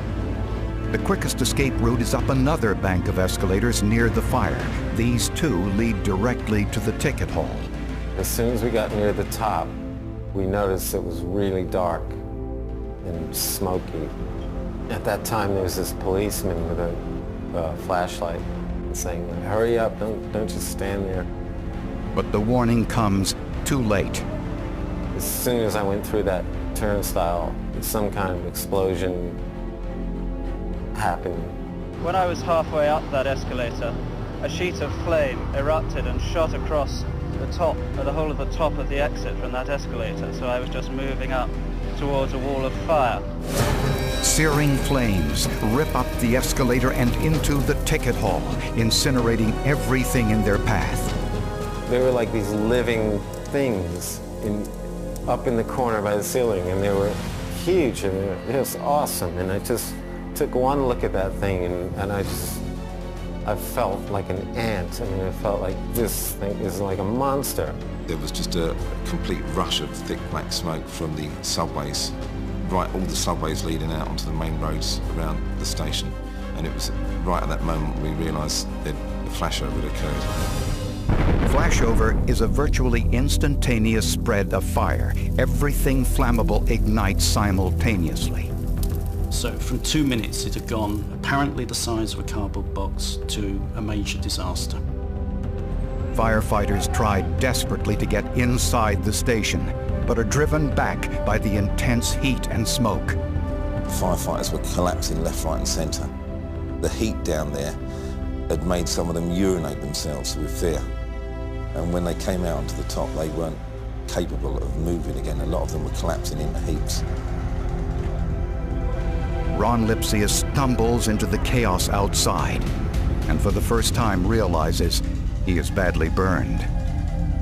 I looked at my hands and there was this skin just hanging down, like when a snake sheds its skin. Firefighters battled the blaze for an hour. When it is finally out, 31 people are dead and more than 70 others are injured. Among the dead is firefighter Colin Townsley. Colin was found with two members of the public that he'd obviously pulled along the tunnel trying to get them out to safety. Two people that he'd obviously tried desperately to get out of that inferno, and it cost him his life. The King's Cross station is shut down. The London Underground is crippled. Thousands of commuters are stranded. Through the smoky haze of the ruins, a mystery emerges. Why did a fire the size of a cardboard box explode into a deadly inferno in a matter of seconds?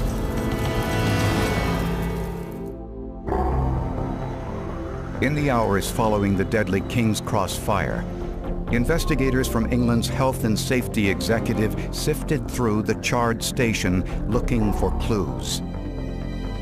But finding them in the ruined ticket halls and tunnels wasn't easy. There is nothing quite like seeing a fire scene firsthand to give you a full appreciation of the devastation that has taken place, and also to give you a feel for how the fire might have developed. They needed to answer two critical questions. What sparked the fire, and how could it appear so suddenly and erupt into a fatal blaze that claimed 31 lives? Nearly 1 million people relied on the underground each day. They needed to know if the system was safe. This is the stuff of nightmares, being trapped by fire underground. I mean, it really is something that tugged at the heartstrings of ordinary Londoners. It was on the front pages of every newspaper, obviously, for several days. And there was enormous demand to find out why it had happened. Investigators started where the flames were first spotted, the escalator. This was the lowest point of the fire, indicating the fire had started there and burned upward. No accelerants or other indications of arson were found. Underneath the escalator, investigators found accumulated grease, litter, and debris, ideal fuel for starting a fire. They also found evidence of many previous small fires started by smoldering matches and cigarettes. The actual source of ignition is assumed to be a dropped match, which had not been extinguished. And if that had come in contact with the grease on the running track of the escalator, the grease would have ignited very, very easily. Investigators speculated that someone on the escalator lit a cigarette and carelessly tossed away a burning match. But could one match cause such a deadly fire? They tried dropping matches from heights. They found that a match would be able to, in certain circumstances, to light the grease on the escalator. But in the tests, the fire was slow burning and didn't explode up the escalator. There was all sorts of theories as to how this could have happened so fast. And amongst those theories, everyone was desperately searching for the truth. Meanwhile, journalists uncovered dozens of previous escalator fires in the London Underground. To some extent, the Underground had been extremely lucky for 50 years. They had a lot of these wooden escalators. They all suffered from similar problems. There had been a series of escalator fires. It was reasonably predictable that there was going to be a serious one. After a fire 2 years earlier at another station, investigators said the system's aging wooden escalators were a disaster waiting to happen. But why did this fire turn into a deadly inferno? There was a lot of thoughts about the trains actually fanning the flames, because it was extremely clear whenever a train came into that station that the smoke that was bellowing out of the subways where I would increase. But measurements of airflow in the escalator area showed this would not affect a small fire on the steps. Other theories blamed the varnish on the wooden escalator and multiple layers of paint on the ceiling. There are examples of fires in old buildings in the UK which have been painted regularly every 3 or 4 years, and these buildings are 100 years old. And if the paint becomes involved, it becomes an inferno very, very quickly, because paint delaminates, blisters, and burns rapidly. When they did some tests, when the HSE did some tests on the ceiling paint, some of it that was not damaged, they couldn't make the flame spread fast enough along it. And that's when they started to question what else could be the main fuel. And that's when they came to talk to us to see if we could do anything to help. What do you think of these results, Susanna? Investigators now turn to a team of forensic mathematicians at the investigative firm of CFX. Their goal was to create a computer simulation of the deadly fire using computation fluid dynamics, or CFD. This was the first time it would be applied to the behavior of fire. But they believed it would work because heat and air flow like fluids. Hot air causes the fluid to expand, and it makes it lighter, and then it tends to rise relative to the other ambient fluid around. And so then you see smoke rising, smoke plumes, and that's the kind of thing that we can simulate with the software, because it really is just simple fluid mechanics. But could it solve the mystery of the King's Cross fire? To recreate the deadly King's Cross fire in a virtual world, the station was measured and mapped onto a computer grid. Then, factors such as the fire's point of origin, airflow, and types of wood and paint were added to the simulation. But the results showed something unusual. According to the computer model, the King's Cross fire had literally defied the laws of physics. A little bit of hot temperature. The hot air around the fire did not rise. Instead, it clung to the steps. We saw that the hottest air seemed to be lying down in the escalator trench, which was unexpected, to me anyway, and to the other people from HSE who came to look at those early simulations. I think the initial reaction was it was possible that I'd got gravity upside down, which you can do in the computer, so maybe I'd made things go the wrong way. Was it a human error? Could we have input the data incorrectly? Could there be a bug in the program? Investigators entered all the data again. The results were the same. We did all the checking and did more runs and still found that the hottest air was lying down in the trench, eventually spiraling up over the ceiling, but initially lying down in the trench. It was a startling but significant clue. The hot air and gases should have risen up to the ceiling, but the escalator stairway appeared to channel them into the ticket hall. And that made us start to think about maybe the wood of the escalator could be the main fuel. If the flames are lying down in the trench, they're preheating the wood ahead of the main flame front, and therefore, once it gets going, it could move very, very rapidly. They called what they saw the trench effect, but it was merely a theory using untested computer simulations, and it was inconsistent with typical fire behavior. If you have a fire burning in the open on a flat surface, the fire feeds itself with air by drawing it in from the outside. It's created by the dynamics of the flame itself. The buoyant gases rise, creating slight pressure differences which draw air in at a low level. But on an incline, that airflow is restricted on the uphill side.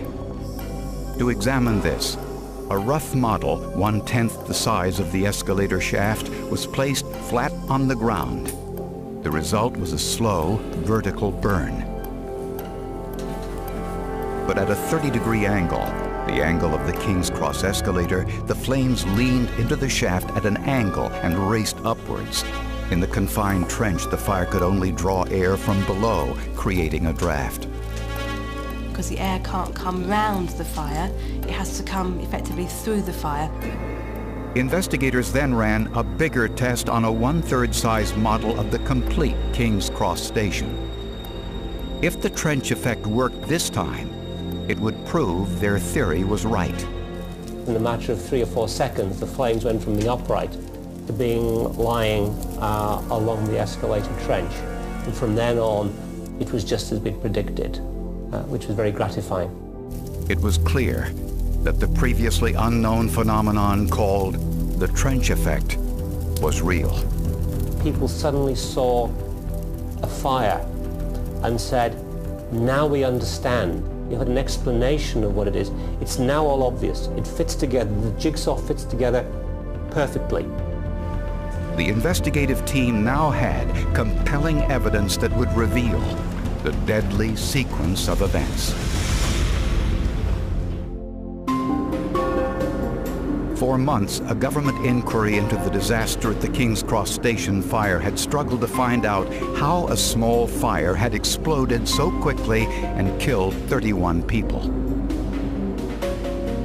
Now, a team of forensic experts said new computer technology provided the answers. The computer graphics helped us to understand what had taken place and also to present the results to people who were maybe not as familiar with the technology that we were using, so we could explain the results to them very simply. Sometime around 7:15 p.m., a smoker at King's Cross carelessly dropped a match on the wooden escalator. The match fell between the steps and the side of the escalator into the gear bed below. It was lined with years of grease and debris. A slow burning fire began. At 7:30 p.m., the flames became visible and underground staff called the fire brigade. At 7:40 p.m., 2 firemen saw the low-lying flames and at first assumed it could be easily extinguished.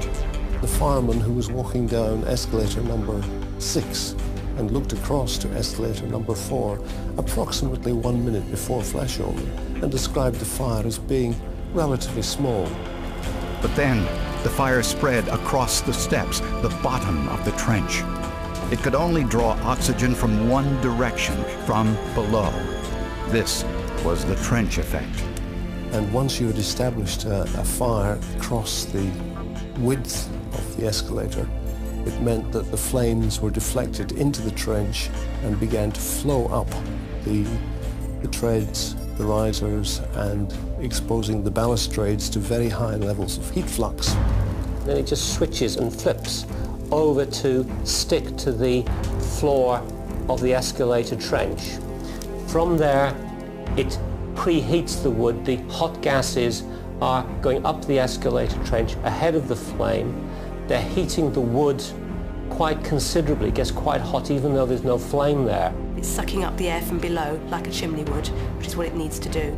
And that would tend to flatten the flames down in the early stages as well, which would start this effect off of the trench effect.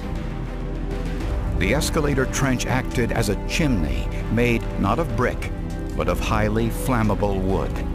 At 7:45, a torrent of superheated gas rushed up the escalator, priming everything in its path to burn.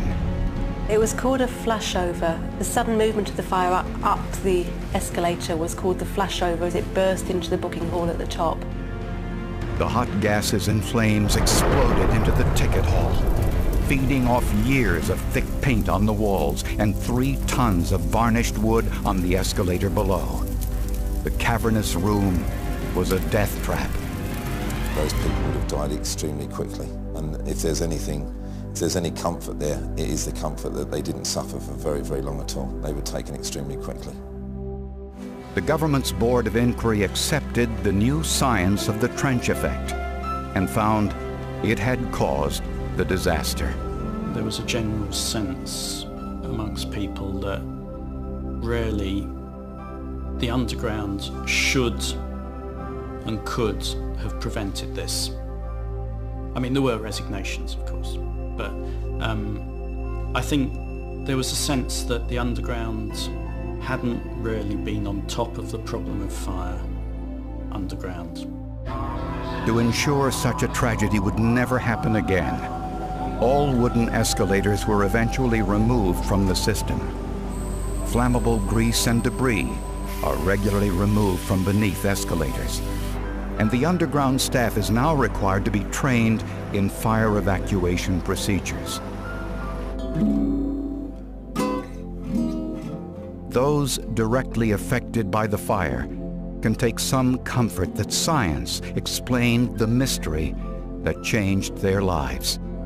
It ruined the life that I was having. My life was going a certain way. I was perfectly happy with it. And it totally ruined that life, but I got onto a different life. I don't use the underground. I haven't used the underground since that night at King's Cross. I'm not saying it's not safe, because I believe it's far safer now than it ever was, but for me personally, I'm happy to avoid it. Those who solved the mystery of the King's Cross fire know their intensive efforts will help save lives. There's also a plaque in the booking hall to the memory of the people that died then. You know, I often just stop there and stand and read it and just spend a quiet moment in reflection, because there was a human tragedy there, which is sometimes can easily be forgotten. So I feel strange going back there, and a little shiver. I enjoyed seeing the computer model be used in a way that was good, so that people could understand what had happened and therefore try and prevent it happening again. It's opened a whole new line of study on flame spread that perhaps would have taken much longer to achieve if we hadn't had the experience of King's Cross.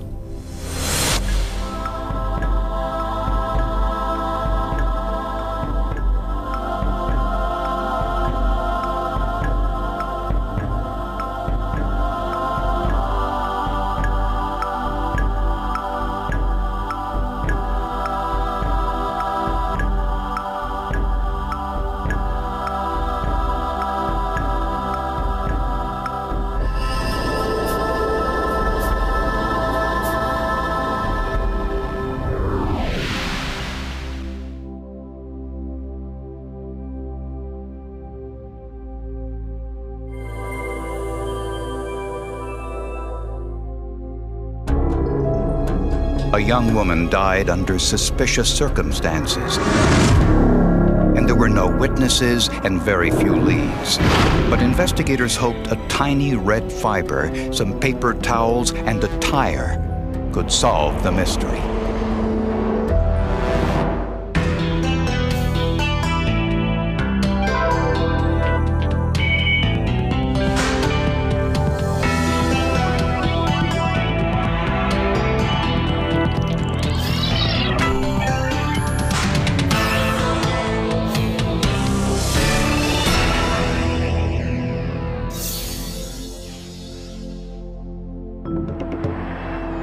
Interstate 97 runs along the eastern side of the Cascade Mountains in the Pacific Northwest. Highway 97 is very well traveled and truck traffic is unbelievable, but it's a major state highway.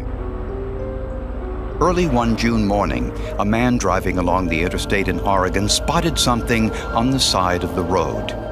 When he stopped to investigate, he discovered it was a sleeping bag. Went back to check it out, see if it was any good. It was a decent sleeping bag, so he threw it in the back of his truck. But later that day, he took a closer look at it. Inside, he found a pair of women's sneakers and a purse. Both were covered in blood.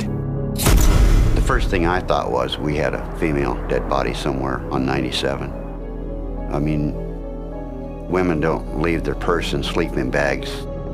There was no money inside the purse, but there was a driver's license. It belonged to a 20-year-old woman named Carrie Love, who lived in a small town near Seattle, about 400 miles from where the sleeping bag was found. Carrie's mother told police that her daughter left home a few days earlier to visit her father in Los Angeles. She told me that she was going to be staying with her father down there. And she was really looking forward to that because it had been a while since she had seen him. We walked for miles up 97 on both sides, just walking parallel to the road to see if we could find anything that was discovered. But they found nothing. Then Cooper remembered that there was an isolated truck stop about 15 miles from where the sleeping bag had been discarded. It's out of the way, it's dark, black, pitch black up there at night. And if that's the case, in the scenario, that's what I would have done. I would have dumped her there. There was a drag mark in the gravel where it appeared that something had been dragged through the gravel of the parking area. And that's where they found Carrie Love's body, buried beneath a mound of gravel. Nearby, investigators found sheets of green paper towels with pieces of duct tape attached to the ends. When I held this up to my face, I could see the nose and the chin, because whoever was wearing this had expired all this mucus and liquid into the paper, and then it dries. We wanted to make sure anything that we had was preserved for the forensic aspect of this later on. Blood obviously has to be preserved, fingerprints have to be preserved. So when you start realizing you're dealing with a homicide, then everything is ratcheted up 100% in terms of making sure you take care of things. Investigators were certain that something at the crime scene would lead them to the killer. All they had to do was find it. This young woman is dead. She shouldn't be dead. Now it's my life's job to make sure that this person is punished for it. Carrie Love's body was discovered in the hunting area of one of the most prolific serial killers in American history. The first thing that flipped through my mind was, had the Green River Killer got hold of her? More than 40 women had been killed in the area, and the Green River Killer had never been apprehended.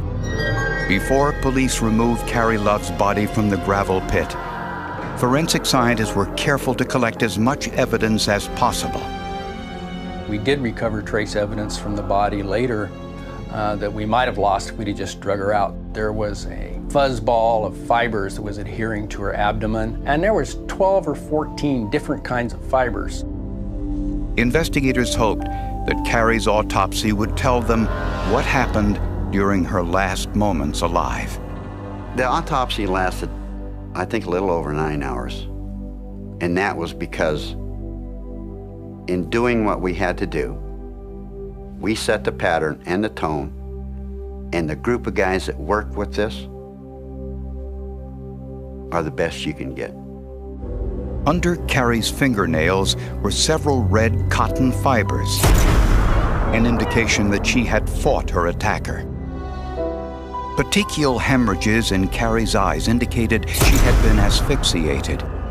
There were also 2 deep stab wounds to her chest. And on her left arm and chest, investigators discovered what was perhaps the most telling piece of evidence.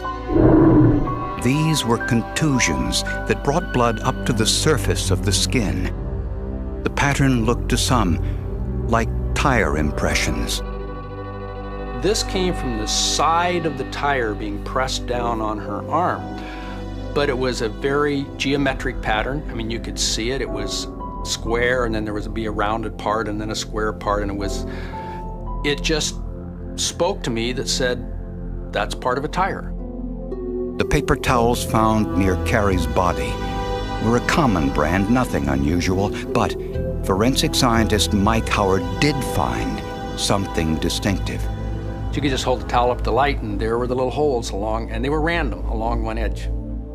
Each brand has a unique pattern, which is produced by large rollers in the manufacturing process.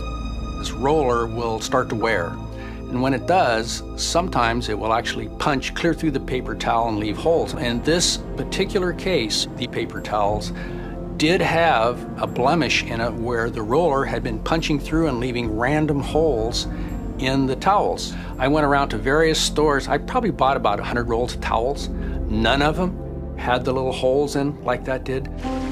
Investigators learned that Carrie Love worked as a dispatcher for a small trucking company called Northern Star.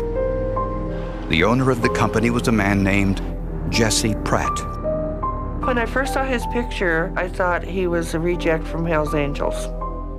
Was my first impression. He had this bushy, permed, long hair and scruffy looking, just a real scary type person. Pratt told police that he offered Carrie a ride to Los Angeles in his truck, but Carrie declined. She wanted to take an airplane instead. Carrie decided, according to Jesse, that she wasn't going to drive to LA. She now wanted him to drop her off at SeaTac Airport in Seattle. But none of the flight manifests showed Carrie Love on board. Obviously, being in this business, you knew that was a crappy story, but he had to make up something. A background check revealed Pratt had been married 4 times and had a history of violence towards women. All of his ex-wives claimed he had beaten them. Even worse, in 1981, Pratt was sentenced to 10 years for kidnapping one of his girlfriends, but was released after serving only 10 months in prison. He'd served time in Walla Walla prison. Unfortunately, he was let out way earlier than he should have been let out. Some of his past girlfriends told investigators Pratt had been involved in prostitution. Every girlfriend he had, he tried to make a hooker out of her. It was just a matter of time, and frankly, I'm stunned that there aren't more victims out of there. Jesse Pratt is the most pathological, destructive criminal that's come through here. We've had several. When police looked inside Pratt's truck, at first they found little of value. It was obvious the truck had been cleaned up. It was too clean. There weren't even hardly fingerprints in that truck. So forensic scientists would have to look elsewhere, because evidence is often in the most unlikely spot.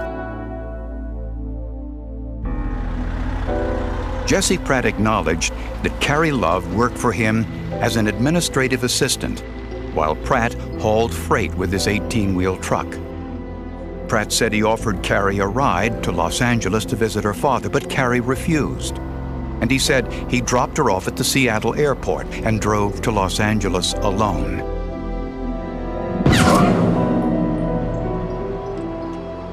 When we examined the truck, there were 2 rolls of paper towels in the trucks, one of which was opened, and it just happened to be Bounty brand.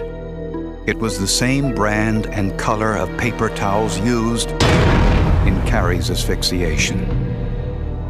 I stripped some of the green dye out and did an analysis of the dye, so the dyes were the same.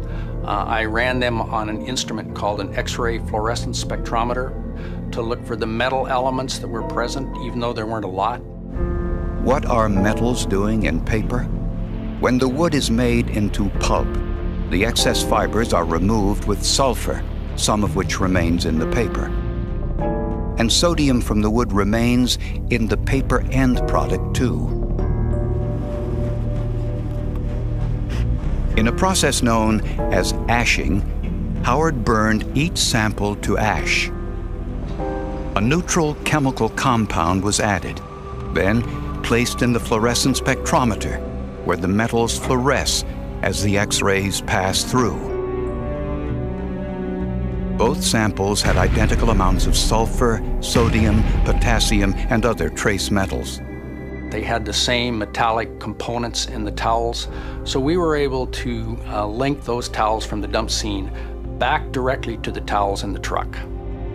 The roll of towels in the truck also had the same puncture marks from the manufacturing rollers as the towels at the crime scene. Next, forensic scientists compared the red cotton fibers underneath Carrie's fingernails to a red cotton t-shirt Pratt was wearing when police questioned him. They were microscopically similar, made from the same materials and the same dyes. That fingernail raked the article of clothing. It could have been done in passion, it could have been in hatred, it could have been in fighting. The fibers from the discarded sleeping bag were also discovered in the sleeping area of Pratt's truck. So we now had a fiber link with multiple fibers to link Carrie Love both with the sleeper compartment with the truck and with the sleeping bag at the dump scene. Among Pratt's business papers, Cooper found an interesting lead, a gas receipt for the day before Carrie's body was discovered. For diesel fuel in Red's gasoline station. So Cooper called Red's gas station to see if they could remember Jesse Pratt. And he says, yeah, the driver had a full beard and a big pot belly. And I'm sitting there, I'm starting to breathe hard because I can't believe what he's recalling. And I says, is there anything else? He says, yeah, that young, good-looking little girl that was with him. When faced with this eyewitness testimony and forensic evidence, Pratt quickly changed his story. He now admitted that Carrie had been in the sleeper compartment of his truck because the two had consensual sex, but said Carrie had stolen some money from him during the trip. So he was angry at her, had some fights over it, but then after they got up on Highway 58, he just couldn't take it anymore, and he booted her out of the truck at night and said, find your own way. Now, to me, that was the stupidest story you could have made up, because if I'd have been on the jury, I'd have convicted him of murder just for that. Jesse could look at me, smile, carry on a conversation, and I knew from his demeanor and his tone of voice he was flat out lying or creating whatever he wanted me to believe. But investigators wanted to do one more test. They wanted an expert to examine the tires on Pratt's truck. Could they hold the key to the death of Carrie Love? Investigators knew that Carrie Love's killer had driven over her body after she was dead. There was a tire pattern across her chest and a strange burn pattern across her left forearm that appeared to be caused by friction. The mark resembled the pattern found on the side of a truck tire. It wasn't the flat portion of the tire that was burnt into her. It was the side of the tire. To see if one of Jesse Pratt's tires had caused these injuries, investigators called Peter McDonald, the premier tire evidence expert in the country. They had heard about my expertise and thought this might be useful. The first thing McDonald had to do was to take impressions of every tire on Jesse Pratt's truck. He knew just by looking at the tires that all 18 tires had recently been retreaded. And for some unexplained reason, all the tread patterns were different. The tire mark across Carrie Love's body appeared to resemble the right rear tire on Pratt's truck. The question now was whether the side pattern on that tire could be matched to the burn mark on Carrie Love's left forearm. When a tire is retreaded, a new sheath of rubber tracking is glued onto the tire's core and is then spliced together. McDonald was most interested in that splice where the retread was glued together on the outside of the tire. He laid paper over the side of the tire and pushed it down to lift the impressions. The side pattern on the tire was a short bar followed by a rounded square. But at the point where the retread was spliced together, the bar was shorter than anywhere else on the tire. The one particular bar that I focused my attention to was unique, and that only would occur where there's a splice of the retread. Back in his lab, McDonald cut out the pattern, mounted it on a rubber stamp, then applied ink. He pressed it on his left forearm.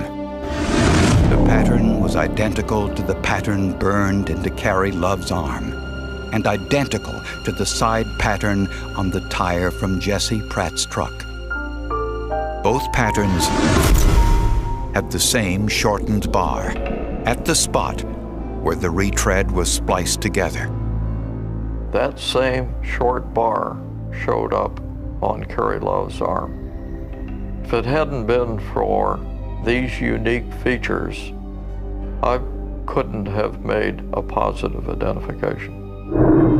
On that same tire, McDonald noticed a serial number, XZA9219, on the new retread. He traced that number back to the company that treaded the tire. The manager revealed the tire was retreaded just 2 months before Carrie's death. And he also revealed who had paid for the work. The check that was written for $278 for a retread, and it was signed by the victim, Carrie Love. It's been shown by the number of women that he has hurt in the past before Carrie that he can't be in society, and he needs to be held accountable for what he has done. Prosecutors believe Carrie accepted Pratt's offer of a ride to Los Angeles. Along the way, Pratt demanded sex. Carrie refused, and there was a confrontation. Get off me! The forensic evidence suggests that Pratt covered her nose and mouth with the paper towels and stabbed her to death. But in the struggle, Carrie grabbed Pratt's shirt, and those red cotton fibers helped tie Pratt to the crime. In a final act of vengeance, Pratt drove over her with his truck.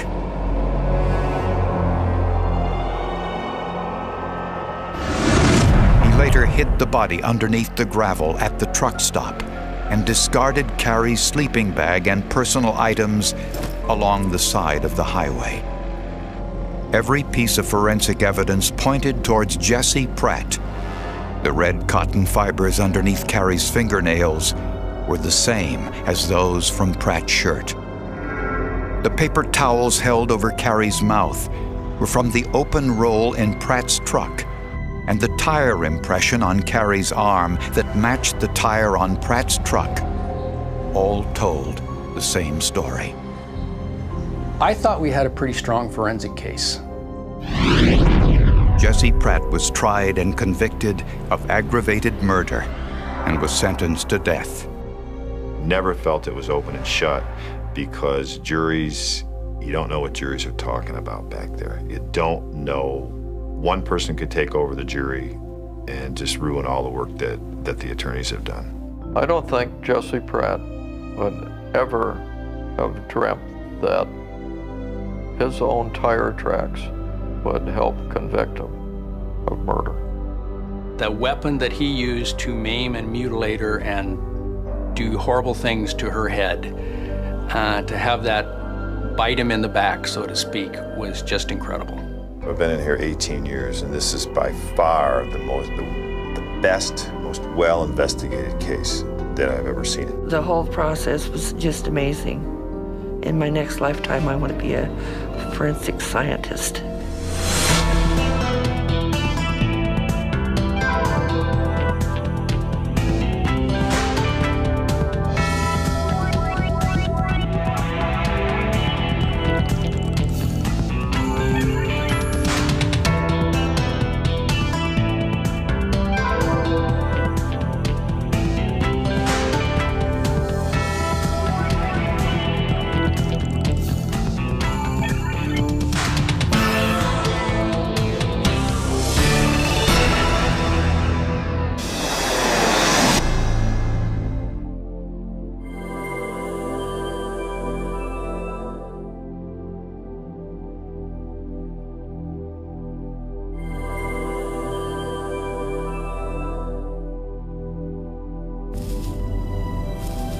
On the last day of hunting season, a young woman was killed while walking her dogs in the woods.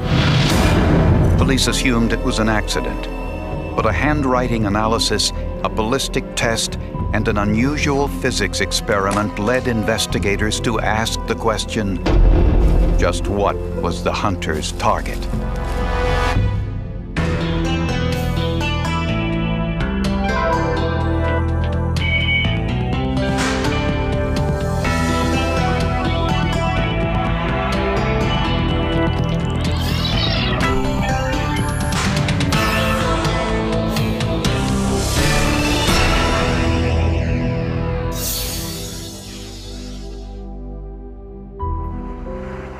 The Upper Peninsula of Michigan is 16,000 square miles of sparsely populated woodland. It's quiet and usually safe. I would think if someone had a bicycle stolen, it would make the front page of the newspaper. Here, residents have more trouble with hunters than with criminals. My daughter-in-law was hanging clothes one day, and bullets were just whizzing by her as she was hanging clothes, and it wasn't even deer season. On the last day of deer hunting in 1992, Judy Blake Moylanen went for a walk in the woods with her 5 dogs. Eventually, the dogs returned home, but Judy did not. Judy's mother and a neighbor went looking for her and found her on one of the trails in the woods.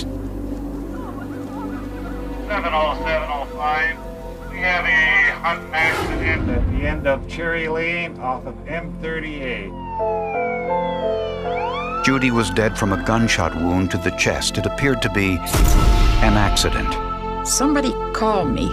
They told me about it, and well, my stomach just sunk to the floor. Felt like it. I said, oh my God, no. Bullets from high-powered rifles can often travel 3 miles or more. And every now and then one comes down in the wrong place. Neighbors said they heard a rifle shot just after 2 p.m. The investigation was hindered because the bullet that killed Judy could not be found in the brush.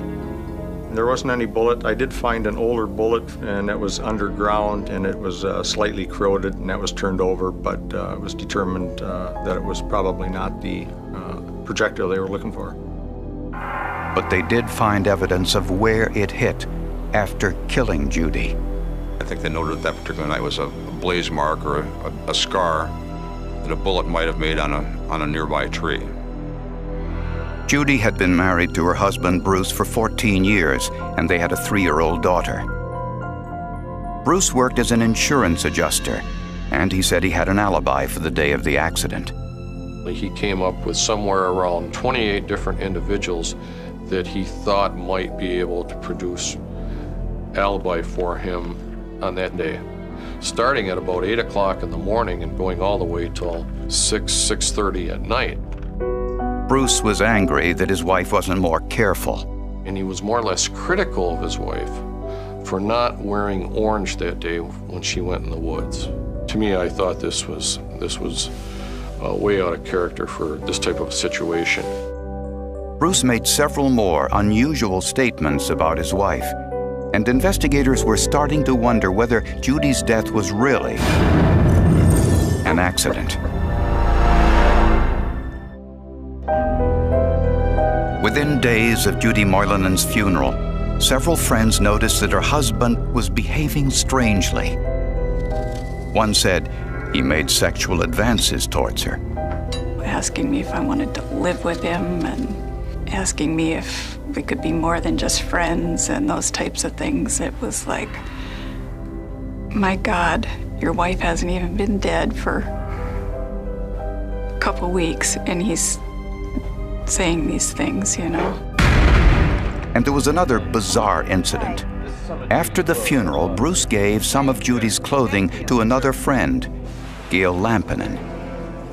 And among the clothes was a letter. It's addressed to her, and it's allegedly from the victim, Judy Moylanen, signed Judes, which was Judy's very personal nickname, and Judy did not know Gail very well. She only had met her in passing, like once or twice. When I read the letter, I stood in the kitchen, and I think my first thoughts were, what the heck is this?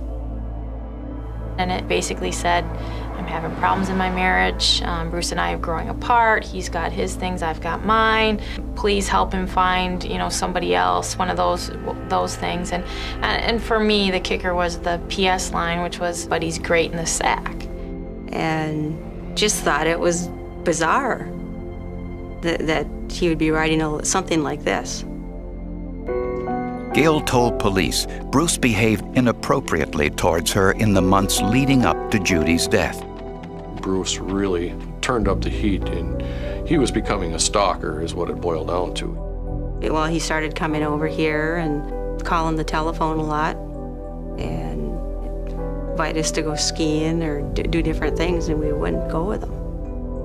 We were finding out that there may be a little bit more to Bruce Moylan than what his family knew about. To see if the letter was authentic, police took it to a forensic document examiner. And I was asked to compare that to known handwriting samples of Judy Moylan. Stegall noted that the handwriting was slow and deliberate. Well, that's an indication that the document could be a forgery. Someone's attempting to either disguise their writing or simulate the writing of another individual. There were several characteristics inconsistent with Judy's known handwriting samples. In the known handwriting sample of Judy, the end part of the T is a round bowl. Of course, it almost looks like a B. And over in the question sample, there is a complete separation between the T and the H. There isn't that bowl formation, and it has a very short T crossing. It lacked all of her individual habits. The way she formed her letters, the way she connected her letters, the ending strokes, the crossing of the T's, the directions of strokes. The letter was a forgery. When someone writes on a piece of paper, it leaves indentations on the page underneath, which will hold more of an electrical charge than the other paper fibers. So Stegall placed a thin piece of plastic mylar over the letter, then used an electric wand to create an electrostatic charge. So then we take a toner and sprinkle over the top of the mylar surface. And those areas that have the greatest charge will draw that black powder or toner to that area and develops an image. This revealed someone practiced writing an earlier version of this letter on the page above this one, which is common in forgeries. Stegall compared the letter to Bruce's known handwriting samples and concluded he had written the letter. To think that some guy would be so bold is to write this and attribute it to his wife after she'd been killed in a hunting accident. I didn't think about it because the person that I knew, I didn't think he was capable of doing something like that. And investigators discovered something else. Just 1 year earlier, Judy was hit on the head by a large chimney block that accidentally slid off the roof while Bruce was on the roof repairing it.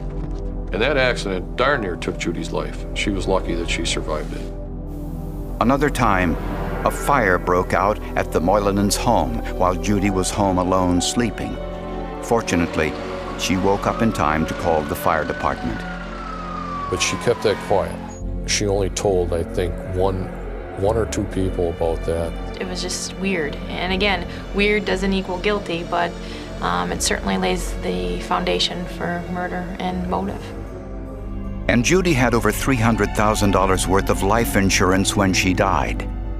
In 1992, here in the UP, it's a lot of money. Bruce also told Gail about the insurance money and what she described as his clumsy attempts to seduce her. A lot of times he would try to tell me that he was going to be financially wealthy, to the point that he could quit his job and just work with his animals. It didn't take us long to know something just wasn't right. This wasn't just an accident. That may have been the understatement of the year.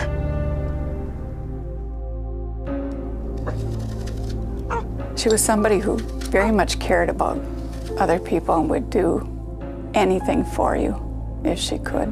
When 35-year-old Judy Moylan was killed in a freak hunting accident, her husband Bruce had an alibi for the entire day.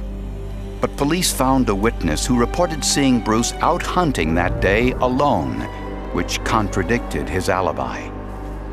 He had people that he claimed saw him around 2:30, 2:15 in the afternoon, but when you get right down to interviewing these people, some of them couldn't even substantiate that they saw him. He could not cover a time when he was in the woods, and there was no witnesses that could say where he was at that time.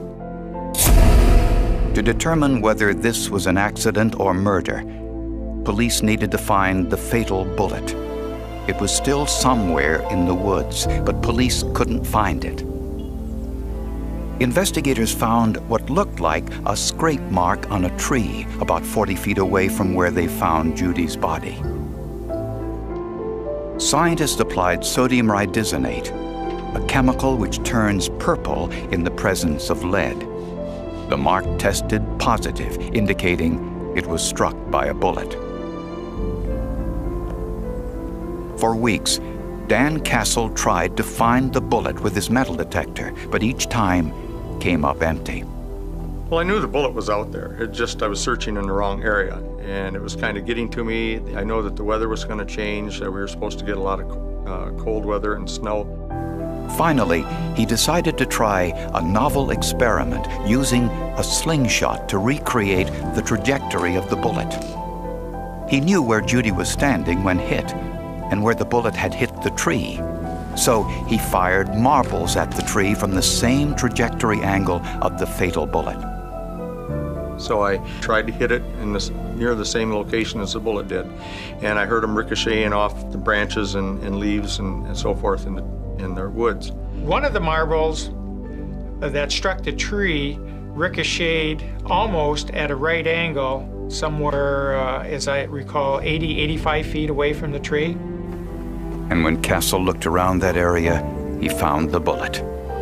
It was just a fluke. I didn't know. I was kind of at wit's end. To me, this was remarkable to have him think of this.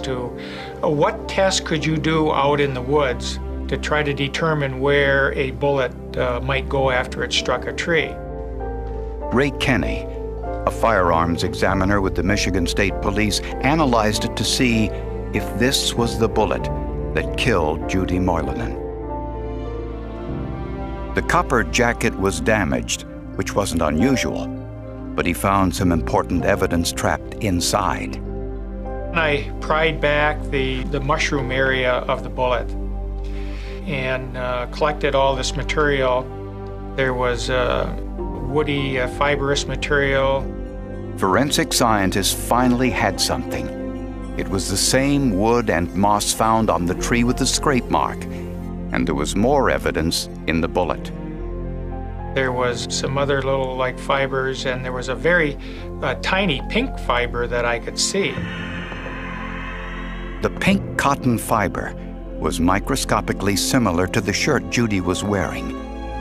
They also found a black fiber and a feather fragment in the bullet. The black fiber was similar to the black fibers of the jacket, and the feather fragment was similar to the down feathers that were found in the lining of the victim's jacket. There was no doubt that this was the bullet that killed Judy Moylanen. It was a .30 caliber round. That was an incredible break in the case. And that's one thing they didn't tell Moylanen they had for a long, long time. He had no clue that they had the bullet. Investigators researched all of the rifles that could have fired this round and identified 4 possible manufacturers. Bruce Moylanen denied owning any of these rifles. But in the couple's financial records were loan papers of a recent bank loan, and Bruce's gun collection was listed as collateral. We found an asset list in which listed a gun he failed to disclose to us, a .30-06 Savage 110 rifle with a scope, and that was consistent with one of the weapons that could have shot that bullet. So that right there was key to us. Bruce was hunting, but he wasn't hunting deer. He was hunting for his wife.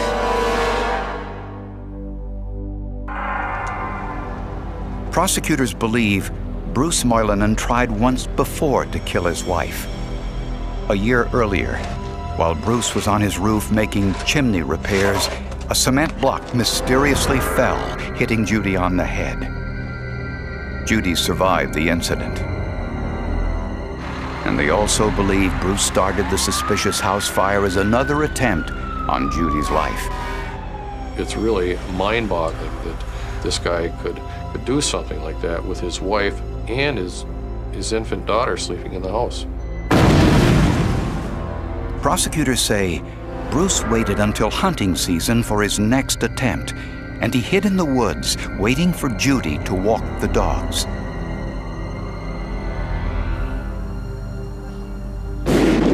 The bullet went through Judy's down vest, her red cotton shirt, then hit a tree and ricocheted into the woods.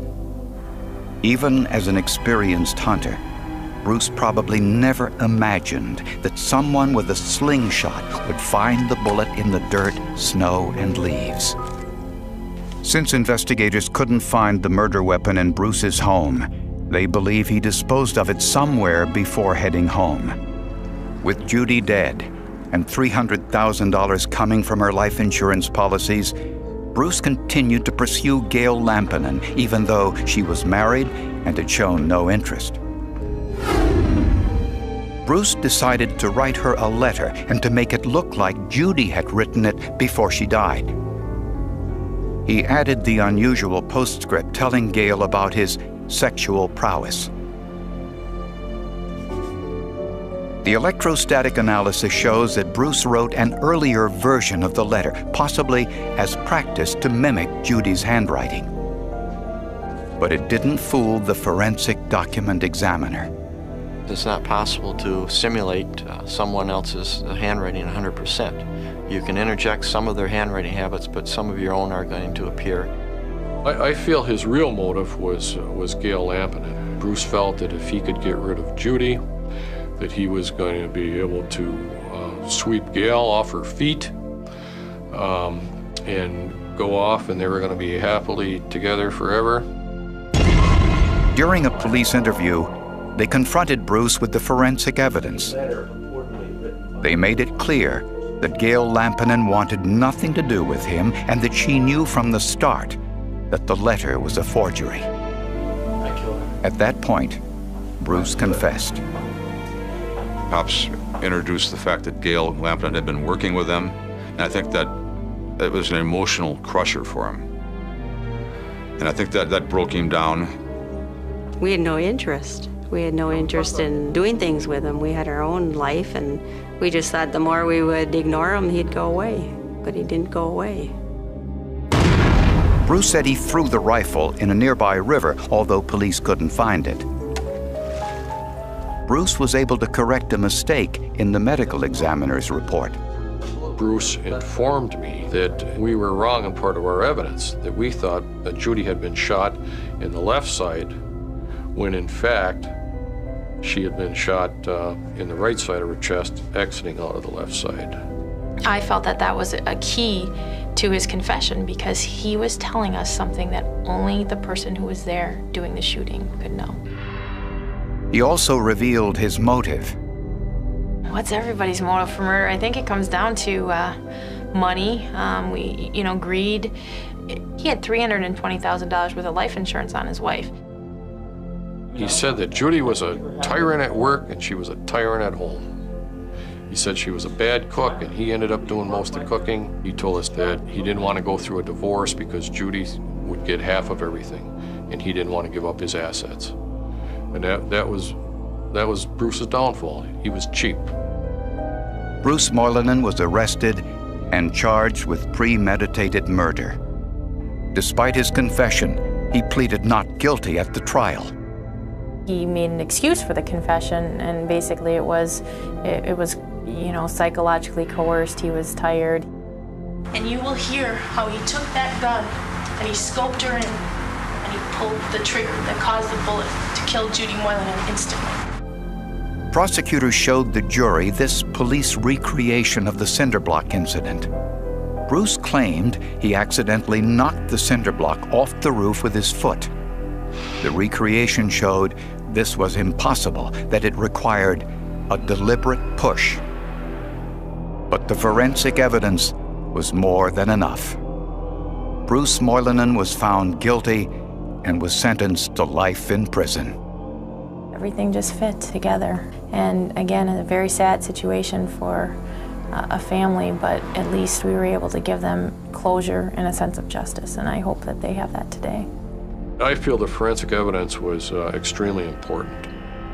I don't think we would have had enough information to break Bruce down without that type of evidence? I think that he just thought he was so much smarter than these quote backwoods unquote cops could possibly be. These guys couldn't be that smart. Turned out they were just a whole lot smarter than he was.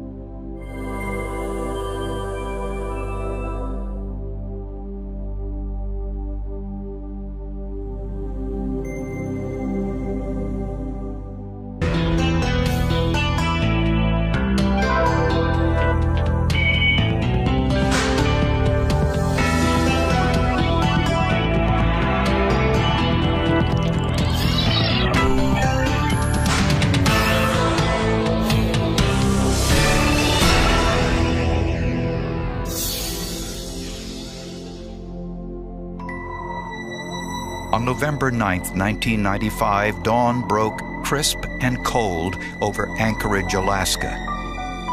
The temperature was around 0 degrees when a policeman on routine patrol discovered a body in a public park. We didn't have anything. We had no witnesses, nothing but the body as far as evidence goes. No tracks as far as a vehicle or a person or footprints, anything like that. So we had very, very little, and we were very concerned about it. Police took her fingerprints and ran them through AFIS, the automated fingerprint identification system, which compared them to millions of prints in a nationwide database. The victim was identified as 34-year-old Catherine Harms. A background check indicated Catherine Harms, known as Cat, had recently moved to Anchorage from Juneau, the state capital, where she was employed by the Tongass National Park Service.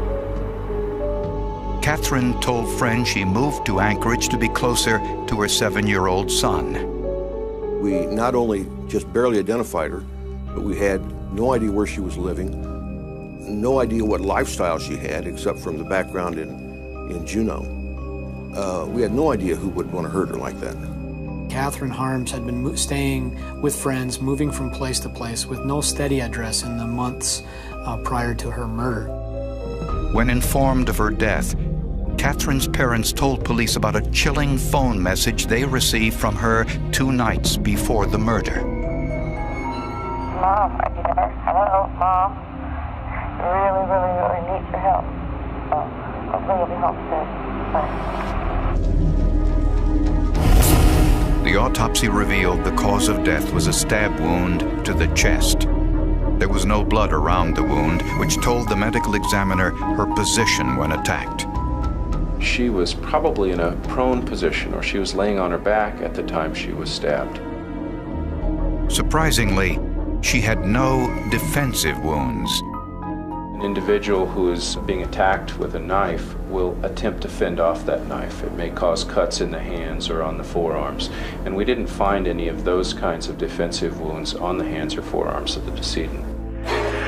She had also been beaten before her death, an indication Catherine knew her attacker. It was overkill, really. And subsequently, it looked like a body that was done out of anger, not just for the purpose of killing her. And we suspected that the victim knew the person that did it because of that. Investigators learned that Catherine's ex-husband was not in Alaska when she was murdered and was ruled out as a suspect. 2 days later, the Anchorage Daily News printed a story asking anyone with information about the victim to come forward.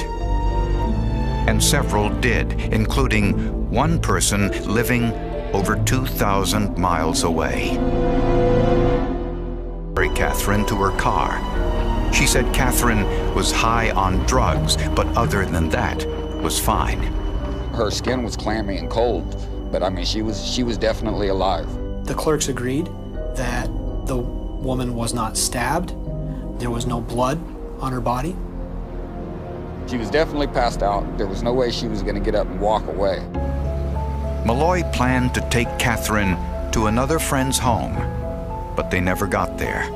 At Tudor and Arctic, a major intersection several miles away from the Spenard Hotel, Catherine Harms had gotten up, jumped out of the car, and ran away into the night. Police searched Maureen Malloy's hotel room and found no evidence of a struggle. There were no bloody clothes, towels, sheets, or anything else to indicate someone had been stabbed. All they found were 2 tiny specks of blood near the floorboard on the living room wall. DNA testing matched the blood to Catherine Harms, but it didn't help the case. She was living in the apartment. She could have cut herself and spot of blood got on the wall that way. There are lots of different ways somebody can bleed. So it does not prove that she was beat in that apartment. Toxicology tests from Catherine Harms' autopsy revealed no alcohol or street drugs in her system, but the medical examiner found something very suspicious. We found very high levels of Flexeril in the gastric contents, indicating that she had been given a dose or an overdose of Flexeril in the recent past. Flexeril is a prescription drug used to relieve muscle spasms, but when taken in excess, it can have the opposite effect. One of the unusual side effects would be a rigidity of the muscles, in a sense as if every muscle in the body was tensed up or held rigid. This explains why Catherine Harms was cold and somewhat rigid when the hotel clerk carried her out to Maureen Malloy's car. Without additional evidence, the case was turning cold until police got a break from an unlikely place. A woman living 2,000 miles away in Seattle, Washington, called police because she had seen the article about the murder in the Anchorage newspaper. It was one of a number of items in a package mailed to her from a friend in Anchorage. She said she had received a box, a cardboard box from Maureen Malloy. Inside the box were Catherine Harms' driver's license, the newspaper article, some jewelry, a knife, and this handwritten note. Hey, woman, please burn all the contents of this box. This is very important and many lives are on the line. This would be a great favor, and in all the world, I trust only you. The woman from Seattle told me she wanted nothing to do with this, but she didn't feel right about it, and so she thought she better call the police. The knife appeared to be clean.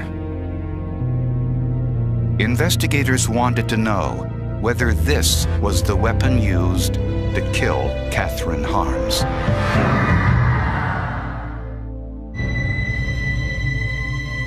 The package of items Maureen Malloy mailed to Seattle was sent to the forensic lab for testing.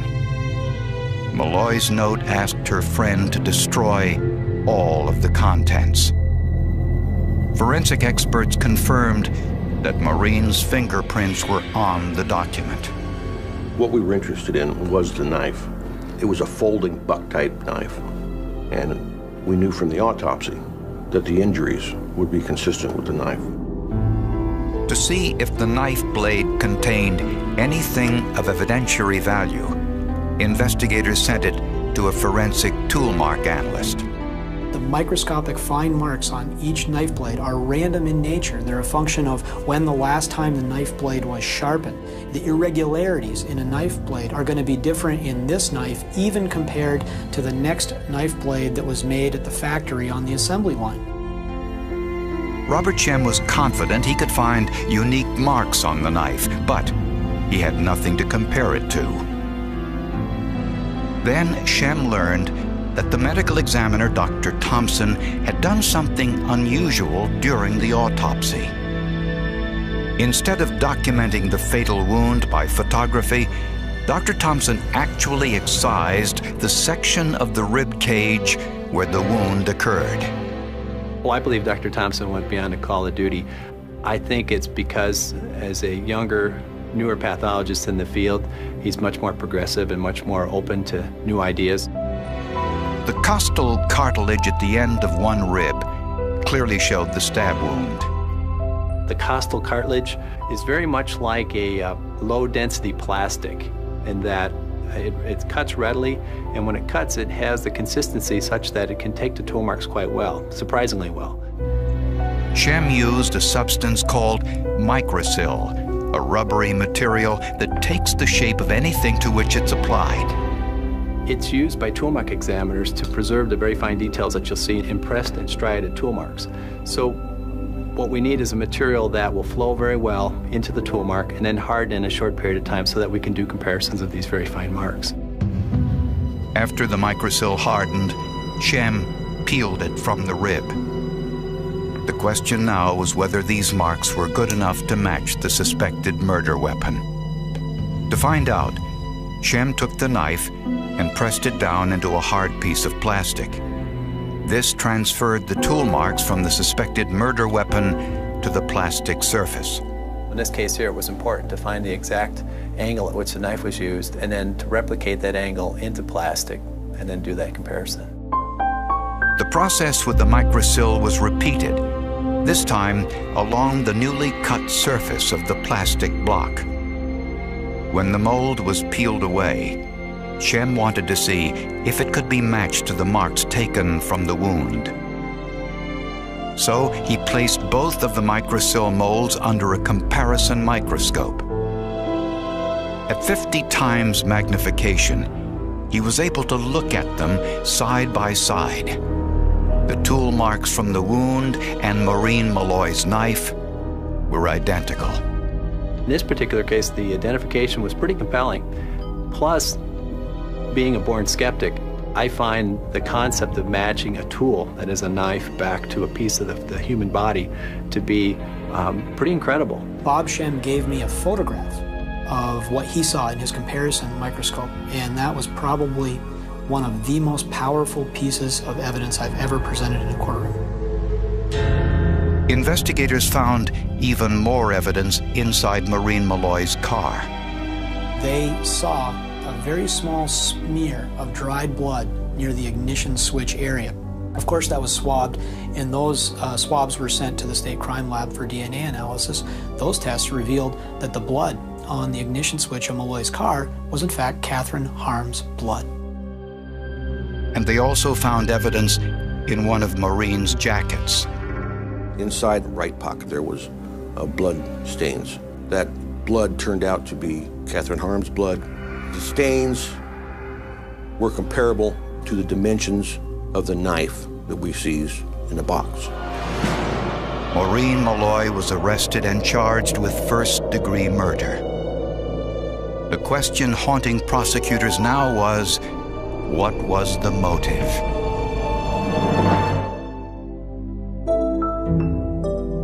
Maureen Malloy denied any involvement in Catherine Harm's murder. My handwriting. Your handwriting. The note? Yes. There's nothing about a knife in the note. I didn't know about any knife. She refused to talk about the knife. She wouldn't say she owned it, she didn't own it, she wouldn't say anything. You could look a lot better than you do. She was baiting you. She was fucking with you for days and days and days, and you've got your kids. You've got people to think about, and you just lost it. That's what happened. I mean, we're all adults here. We can read the writing on the wall. That's what happened, Maureen. Now let's just stand tall. Let's just tell it how it happened. Let's don't come across like the cold-blooded bitch that you look like you are now. I'm not. I know you're not. Don't tell me I don't care about my kids, and that I just care about myself. Just tell me what happened. Tell me why you did what you did. And they go back and forth and back and forth. And it turns out that Malloy never comes off her story. Finally, I asked her about the knife, and the tool marks on the knife exactly matching the bone in the chest of my victim. And at that time, she said she didn't want to talk anymore. She wanted to see a lawyer. But prosecutors wondered why Malloy would kill Catherine Harms. Carrie Rundle, who was at one time Malloy's roommate, told police that Maureen had stolen a sizable gun collection and planned to sell it and live off of the proceeds. She also said that Malloy feared Catherine would expose her plans to the police. Rundle said she saw Malloy put the drug Flexeril in Catherine's food, thinking it would relax Catherine and get her to talk. Maureen Malloy thought she was a snitch. I believe the violence occurred when she was trying to get Catherine Harms to tell her who she had told and what she had told her.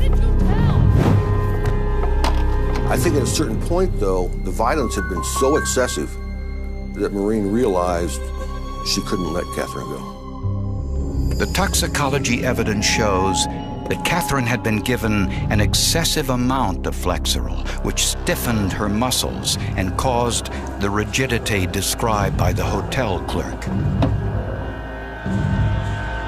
Prosecutors believe Malloy drove Catherine to the park, dumped her body, then stabbed her to death while she was unconscious. Malloy then put the bloody knife in her coat pocket, leaving both Catherine's DNA and the impression of the murder weapon. Malloy also left a tiny spot of Catherine's blood inside her car. The forensic evidence proved that it was Malloy's knife and no other that left the distinctive tool marks on Catherine's rib. I really don't believe that Maureen Malloy thought that the police department, the crime lab, the medical examiner's office would join together to create a team that would solve this crime. I think that Maureen Malloy figured nobody would spend this kind of effort. You told him. Maureen Malloy denied everything and took the stand in her own defense. Who killed Catherine Harms? I wasn't there. Who killed Catherine Harms? I was not there. She claimed that members of the local Hells Angels motorcycle gang killed Catherine and planted the evidence to frame her. And I did not do that to her, and they would do and say anything to discredit me to cover for what they did in that room. In closing argument in front of the jury, I took the knife, the murder weapon. I took Maureen Malloy's leather jacket, and I pulled out the pocket lining. I took the knife and put it right on top of the area where the crime lab had snipped the two fabric areas, and the knife fit right between those two areas like a glove. I argued that the murder weapon was in her pocket when it had liquid blood on it. The forensic science in this case was unique. Only once or twice before had scientists been able to match a stab wound to the specific knife with this type of analysis. Looking at rib cages for tool mark comparison is a pretty rare examination for the examiner in the laboratory, because it's rare that we're going to have the conditions where we have both the ribs that are cut that have a decent tool mark on them and have a need to compare a knife to it. Maureen Malloy was found guilty and sentenced to 159 years in prison. I absolutely hate you, you worthless piece of flesh. If you ever try to get out, I will be there as your constant reminder, and I will remind the state of Alaska of the atrocities that you have committed against my sister. I covered a lot of murder trials, and this one stuck with me for a long time because it just never made any sense. And at the end of it, I felt that I didn't know the whole story, and I clearly remember the judge at sentencing saying that she did not feel that she could understand the motive for the murder. Jurors later told reporters that the tool mark comparison was exceptionally compelling.